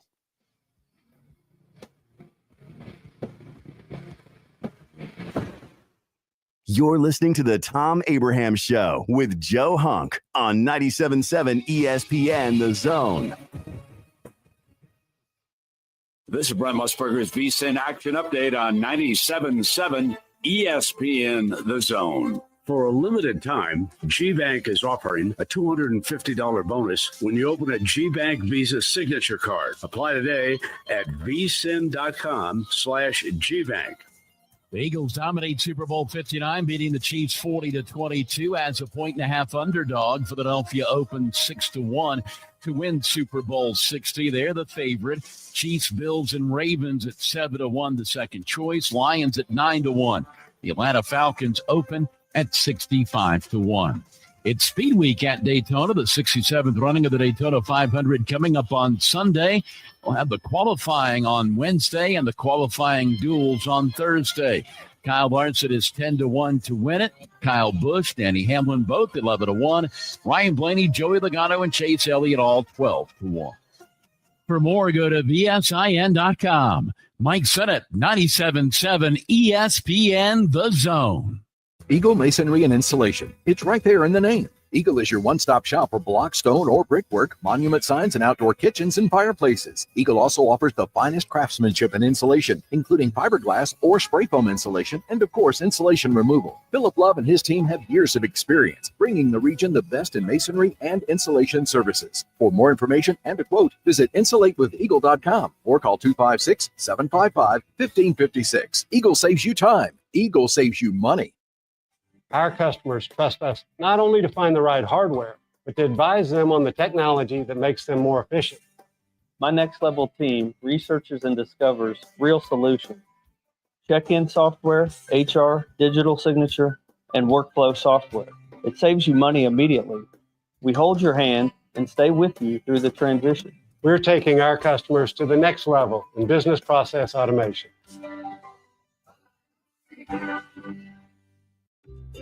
Are you trying to find a new house? Are you trying to find the right loan, the right people to do your loan? Look no further than the Bank of Frank Ewing in Hazel Green. John Kendall, the Vice President of Mortgage with me. John, when they need a loan, and I say they, when people need a loan, it's about them. That's right, Scott. Our whole motto is it's all about you. We're going to be okay. You're the one making the investment. We want to make sure that you're taken care of. How do they find you? Give us a call at 256-507-9180, or they can catch us online at bankoffrankewing.com. It's Bank of Frank Ewing in Hazel Green, where they take the home loan to you and they make it all about you. Bank of Frank Ewing in Hazel Green is an FDI insured bank, as well as an equal housing lender. NMLS number 446707. Hey folks, this is Arthur Seaton, managing partner at University Kia, proudly saying Roll Tide and War Eagle. Stop into University Kia today and shop one of the area's largest selection of new Kias, including Fortes, Seltos, Telluride, and Popular Carnival, and fully electric EV6. View all the great specials at universitykia.com and get pre-approved in minutes so you can drive home your new Kia you really want, because we want to see you in a University Kia. If hunting and outdoor recreation are your passions, it all starts with the right property. That's where I come in. I am Bo Butler with Southland Realty and Auction, a hunting and recreational land specialist and a Jackson County native who sees land through a hunter's eyes. Just as you trust your guide on a big game hunt, you can trust me to find the perfect property for you. Thinking of selling? Let me help you make your land attract buyers. Remember, Bo knows land. Call me at 256-609-0512. Specializing in simple and affordable rentals, McCurry Van and Car Rental can make sure you have just the right vehicle for your next family vacation, weekend getaway, or if you just need transportation while your vehicle is being repaired. McCurry carries Ford Transit vans and Mercedes Sprinter vans, trucks and work vans, and more. And they offer discounted rental rates for long-term rentals. Now with 4 locations: Athens, Muscle Shoals, Coleman, and Huntsville. Log on McCurryRentals.com to make your reservation now. That's McCurryRentals.com. From the Fox 54 Weather Center, I'm Chief Meteorologist Jordan Dressman. Couple of opportunities for rain as we head into the overnight. Otherwise, temperatures drop into the mid-40s. We might have to deal with a little bit of rain for the Tuesday morning commute. Otherwise, it's not going to be too bad. It looks like the widespread rain is going to stick with us as we head into Tuesday evening and then even through the overnight. Temperatures climbing into the lower 50s on Tuesday, dropping into the mid-40s Tuesday night, early into Wednesday morning. Wednesday could be much the same across the area, though it does look like temperatures are going to climb a little bit more, hanging out in the mid and upper 50s. I'm Chief Meteorologist Jordan Dressman on your home for ESPN Radio, 97.7 ESPN The Zone. This is Steve Moulton from The Drive. Be sure and join us today from 5 to 7 with Wes Neighbors and me. Now back to the Thom Abraham Show on 97.7 ESPN The Zone.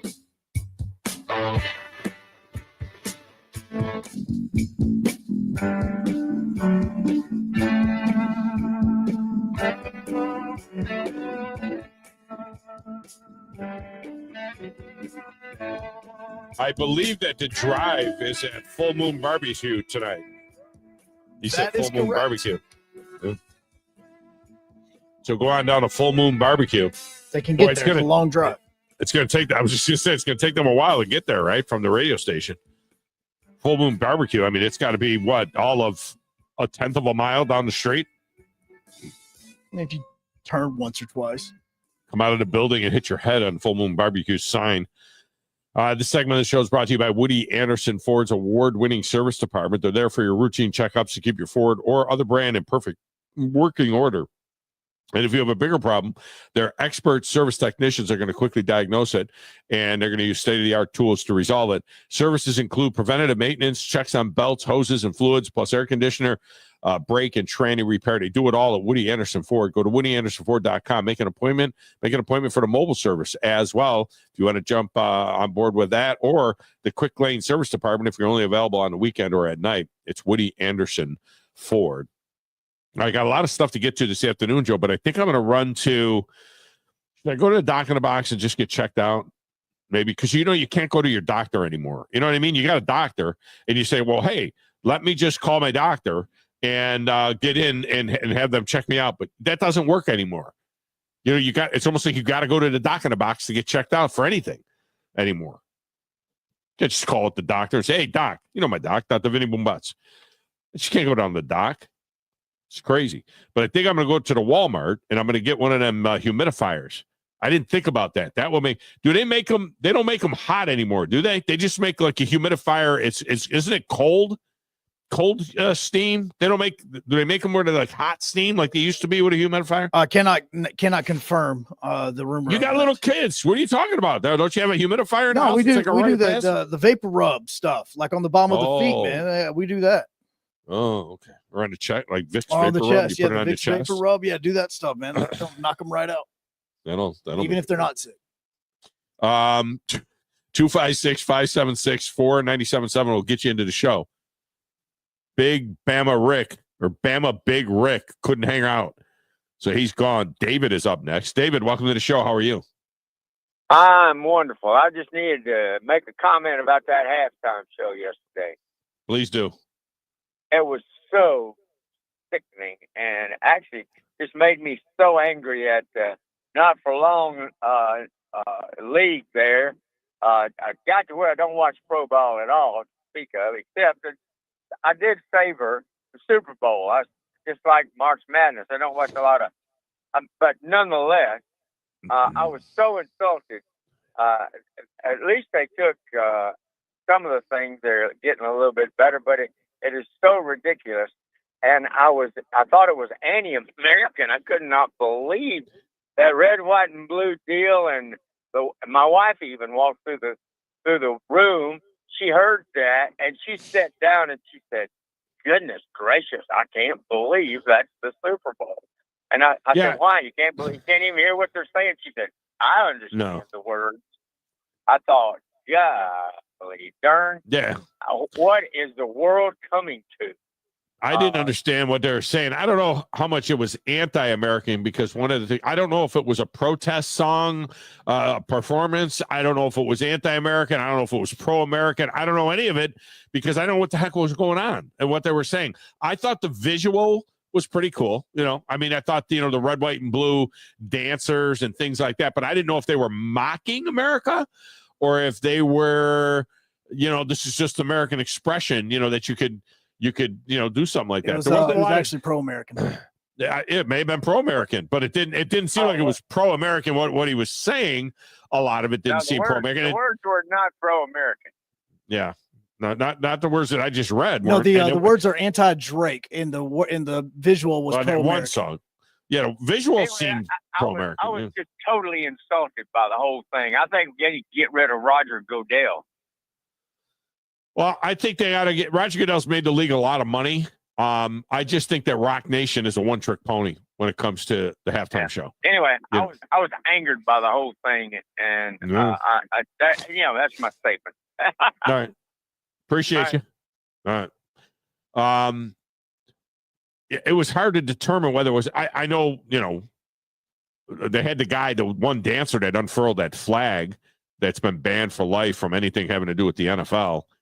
The pro Gaza or whatever it was, you always got to have some joker getting loose, but that wasn't part of the show. No, that wasn't. That was just some guy. That was some guy going off on his own, that did that. But, Rock Nation takes over in 2019, it was Justin Timberlake. 2018, I should say. It was Justin Timberlake in 2018. 2019 was Maroon 5. And then Drake takes over, not Drake, Jay-Z takes over. Rock Nation and Jay-Z takes over the Super Bowl halftime show in 2020. And they make Jay-Z like the music director of the NFL. So we get Shakira and Jennifer Lopez. Wasn't Jay-Z and Jennifer Lopez one day a thing? Were they married at some point or something? Or no? No, Jay-Z and Beyonce are married. Oh, Beyonce. That's right. Okay. All right. So Shakira and Jennifer Lopez, and you could make, I guess, some sort of a connection that they're kind of like a modern day Motown-y type feel, maybe, to them. I don't know. And then in 21, you got The Weeknd. I don't really remember that one much. That's the one where he was running around all the glass room stuff, and he couldn't find where he was at. It was that one. All I know is I kept telling people why somebody left the E out. They spelled his name wrong. It was like The Weeknd. I mean, The Weeknd should be The Weeknd. I don't know why they spelled his name wrong. In 2022, it was Dr. Dre, Snoop Dogg, Eminem, Mary J. Blige, and Kendrick Lamar, and that was in Los Angeles. Arguably one of the best ones ever. Well, and it was like it was an homage to hip hop because it was in Los Angeles. So they had a bunch of those kind of Los Angeles. But again, one trick pony. I mean, it's the same thing all the time. I think 50 Cent was in that too. He was upside down. Yeah. So 50, he jumped in there. 23 was Rihanna. So we're going back again. Wasn't Rihanna? No, Shakira. So we get Rihanna in 2023. Last year was Usher. Is Usher the one that's face looks like it can hold a day of rain? Or is that a different? Or is that 50? Oh, Seal. Yeah, Seal. Yeah. He's kissed one too many roses. I do like her. Played the guitar. Pretty good guitar player. It's not bad.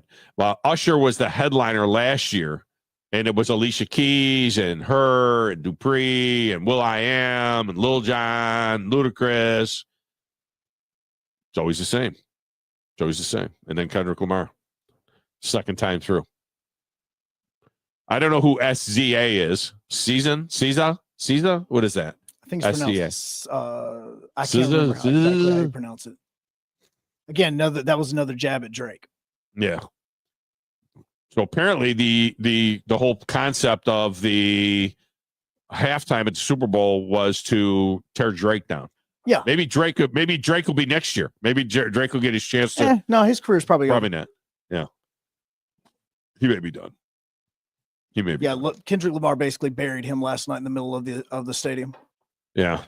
Well, in any event, commercials got a lot of love as well. The Budweiser commercial won the ad meter thing. The USA Today ad meter thing was won by the Budweiser commercial, where the Clydesdale pushes the the kegger that falls off the truck and pushes it right into the bar. I thought that was pretty strong. I must say, and Joe, maybe you know who it was, the Antonio Banderas commercial for Bosch, where he goes, I feel like Antonio Banderas. And then they have they have Macho Man. They have the guy that I feel like Macho Man. And I didn't get that because Macho Man is dead. And I was like, why were they using a dead wrestler? Do you know who the guy is that becomes Macho Man in that commercial? No. Some big yoked guy. Did you see that commercial? I saw the commercial and I heard the voice, but I didn't see the beginning of it, so I had no clue what it was about. Yeah, I just found it funny that they were doing Macho Man stuff. Yeah, it's like Antonio Banderas. And Antonio Banderas says, I feel like Antonio Banderas when I get up in the middle of the night and I go to the refrigerator, and it's a Bosch refrigerator. He goes, but when I go to my Bosch refrigerator, I feel like Antonio Banderas. And then this other guy is all big, huge, muscle guy. He says, when I'm using my Bosch drill, I feel like Macho Man. And now he's Macho Man. But Macho Man's dead. I mean, of all the wrestlers, if you're gonna use a wrestler, why did they put some wrestler that's like still alive, even if it's from that era, like Kevin Nash or somebody? You know what I mean? I mean, why did they have to use a dead wrestler? They're not all dead, are they? I don't think they're all dead. That was just weird. I thought that one was odd. I really liked the Harry Met Sally commercial, or Sally Met Harry, or Harry Met Sally commercial, with Billy Crystal. I really liked that one because that movie was fantastic, 1987 movie. But I think a lot of people missed it, didn't get that. I think a lot of people didn't get that because I know my son, it was for Hellman's mayonnaise. I'll have what she's having.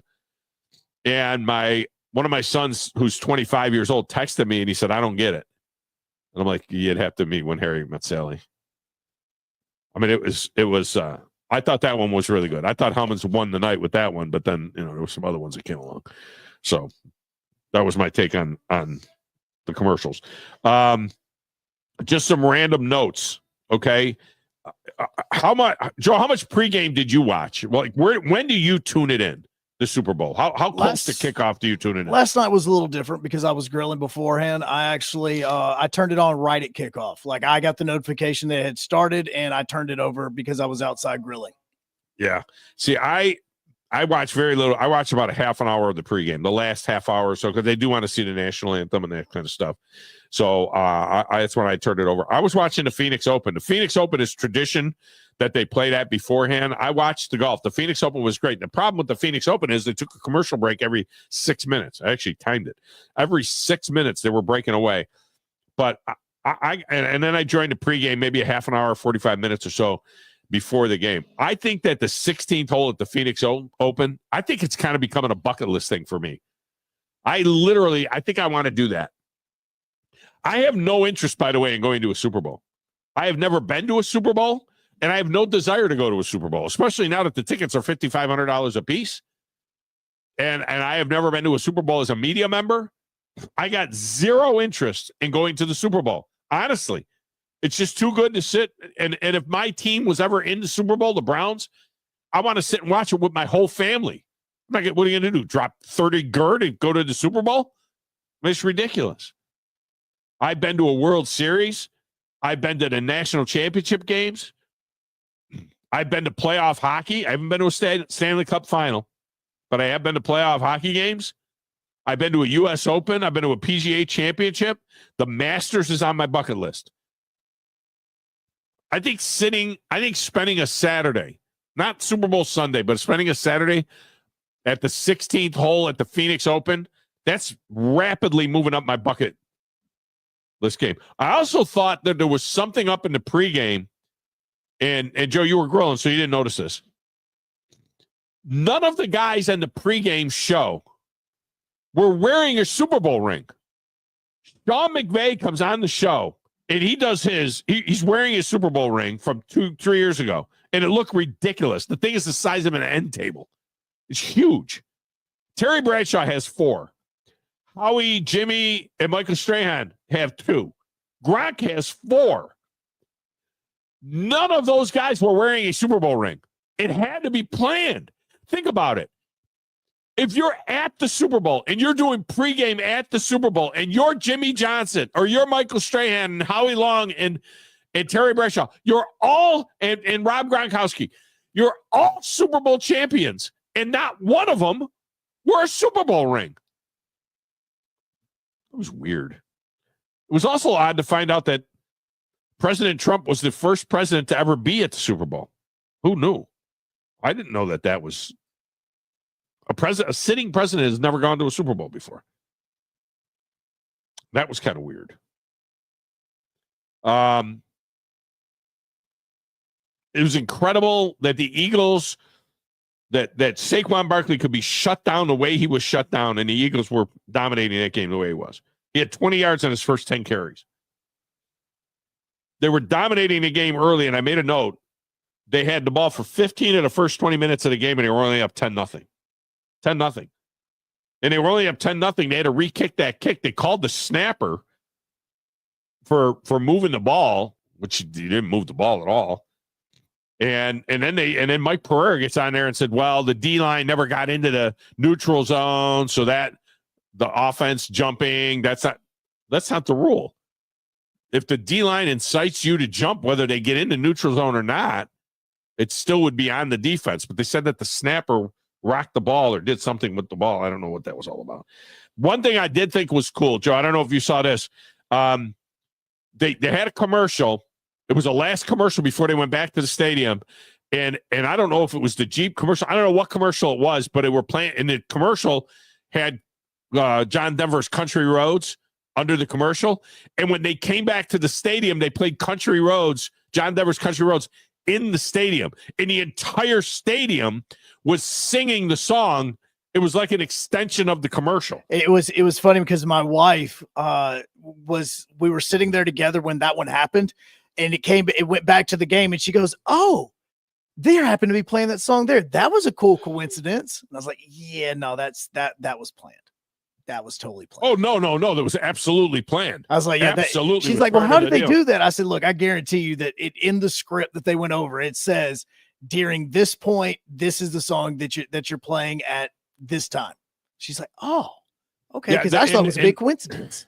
Right, and the people may or may not have known that commercial was just on, but all they had to do was start playing Country Roads on the stadium thing, and when they came back to the stadium, and you knew it was part of the commercial basically because the announcers laid out. They just laid out, and they just kept showing the crowd, and the whole crowd was singing Country Roads, Take Me Home. So I thought, was it the Jeep commercial? The Jeep commercial was pretty strong. I do not believe that Harrison Ford is driving a Jeep. I'm going to go out on a limb and say that Harrison Ford does not drive a Jeep. An electric Jeep. An electric Jeep besides. I'm going to say that that's not happening. I think all of the commercials last night were all electric cars. You may be right. The Dodge Ram one was an electric car one. Yeah, right. Maybe right. Tom Brady, I don't know. We're just going to give up on it and deal with it, right? We're just going to have to deal with it. I mean, this is it. I mean, he's just not good. He's not good. He's got bad voice talent. His rhythm and pacing are bad. And he's not entertaining at all. And you had a Super Bowl that got to 34-0. We needed, if I were them, I would have just AI'd John Madden into the Super Bowl. We needed an entertaining guy. He's not entertaining. I mean, I never thought anybody could make Tony Romo look good. Well, I mean, Tom, if they should have planned this better. I mean, they had the script beforehand. They knew what the score was going to be and how the game was going to play out. They could have gotten a better guy ready. I mean, they had the script. He kept acting like he was like there was going to be a comeback. Well, I was down more than this once. Boy, he had to remind us about 28-3, didn't he? I was down more than this once. And then he went into the whole thing. And my wife even said, does he talk about anything other than himself? And I said that has to, and then he takes that shot at Kevin Hart. When he took that little shot at Kevin Hart, how could they see Kevin Hart? There's no doubt in my mind that somebody in his ear said that. A producer planted that in his ear when they showed Kevin Hart and said, hey, how could they find Kevin Hart? Is he so little? He did not come up with that himself. The guy has zero personality. He is just not entertaining at all. All right, we got a break. We'll come back and wrap it up next. Thom Abraham Show.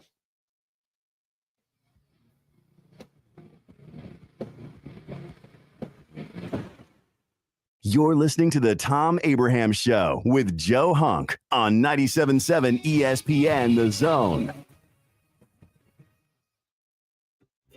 Are you trying to find a new house? Are you trying to find the right loan, the right people to do your loan?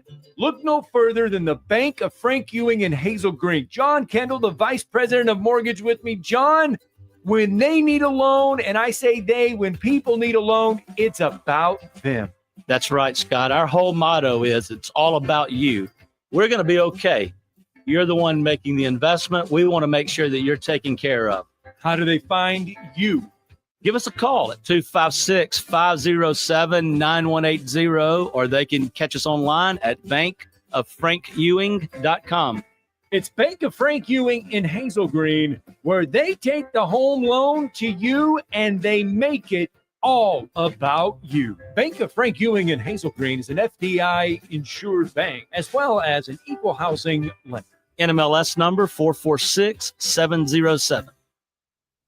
Tom Luganville here for my friends at Woody Anderson Ford. Bobby White and his team take great pride in their service department, and you can see it the moment you walk into those beautiful new service lanes. And just like a championship team, they all work together to make sure your experience is second to none, whether you drive a Ford or not. Also, check out the gold certified pre-owned inventory at Woody Anderson Ford for great deals every day. Stop by and see them at Jordan and Sparkman or at Woody Anderson of Madison on Hughes Road, or visit WoodyAndersonFord.com. Online at 977ESPN.com. Stream them online. Call in. It's an important job, and it's an vital organization. Tweet in and join in. We are 97.7 ESPN The Zone.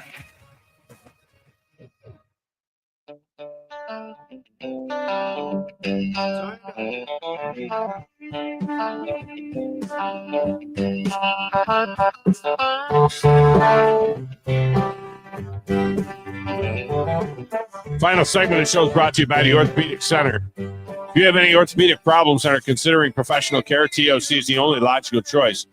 Whether you have a work-related injury or you got sideline playing a sport you love, you need the best care, the best physician, the best facility to get you back in the game. And I think you're going to agree that the Orthopedic Center is right for you. Stay in the game with TOC. All right, in the world of what have you done for me lately, this is very interesting. The AP poll and the coaches poll just came out in college basketball after Auburn and Duke got beat over the weekend. Alabama surviving Arkansas. Of course, Florida being the one that beat Auburn on the road. Florida just comes off of a week ago. They were getting completely dominated by Tennessee. They got beat by Tennessee by like 20 a week ago.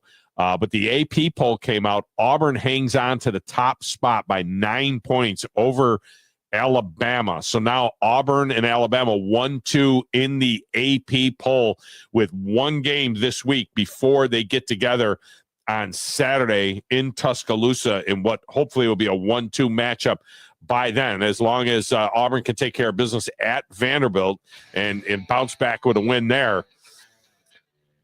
And Alabama can go to Texas and take care of business there. It'll be a 1-2 game. In the coaches poll, Alabama is number one. Auburn is number two, even though Auburn got 16 first-place votes and Alabama got 15. Alabama narrowly edges out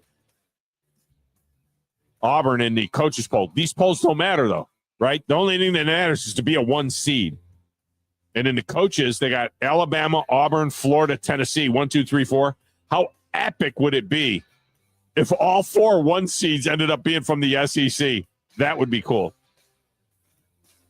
The AP put Duke 3 and then Florida and Tennessee to round out the top 5. All right, that's going to do it for us. Coming up next, the Paul Feinbaum Show. Have a great day, everybody. This is SportsCenter.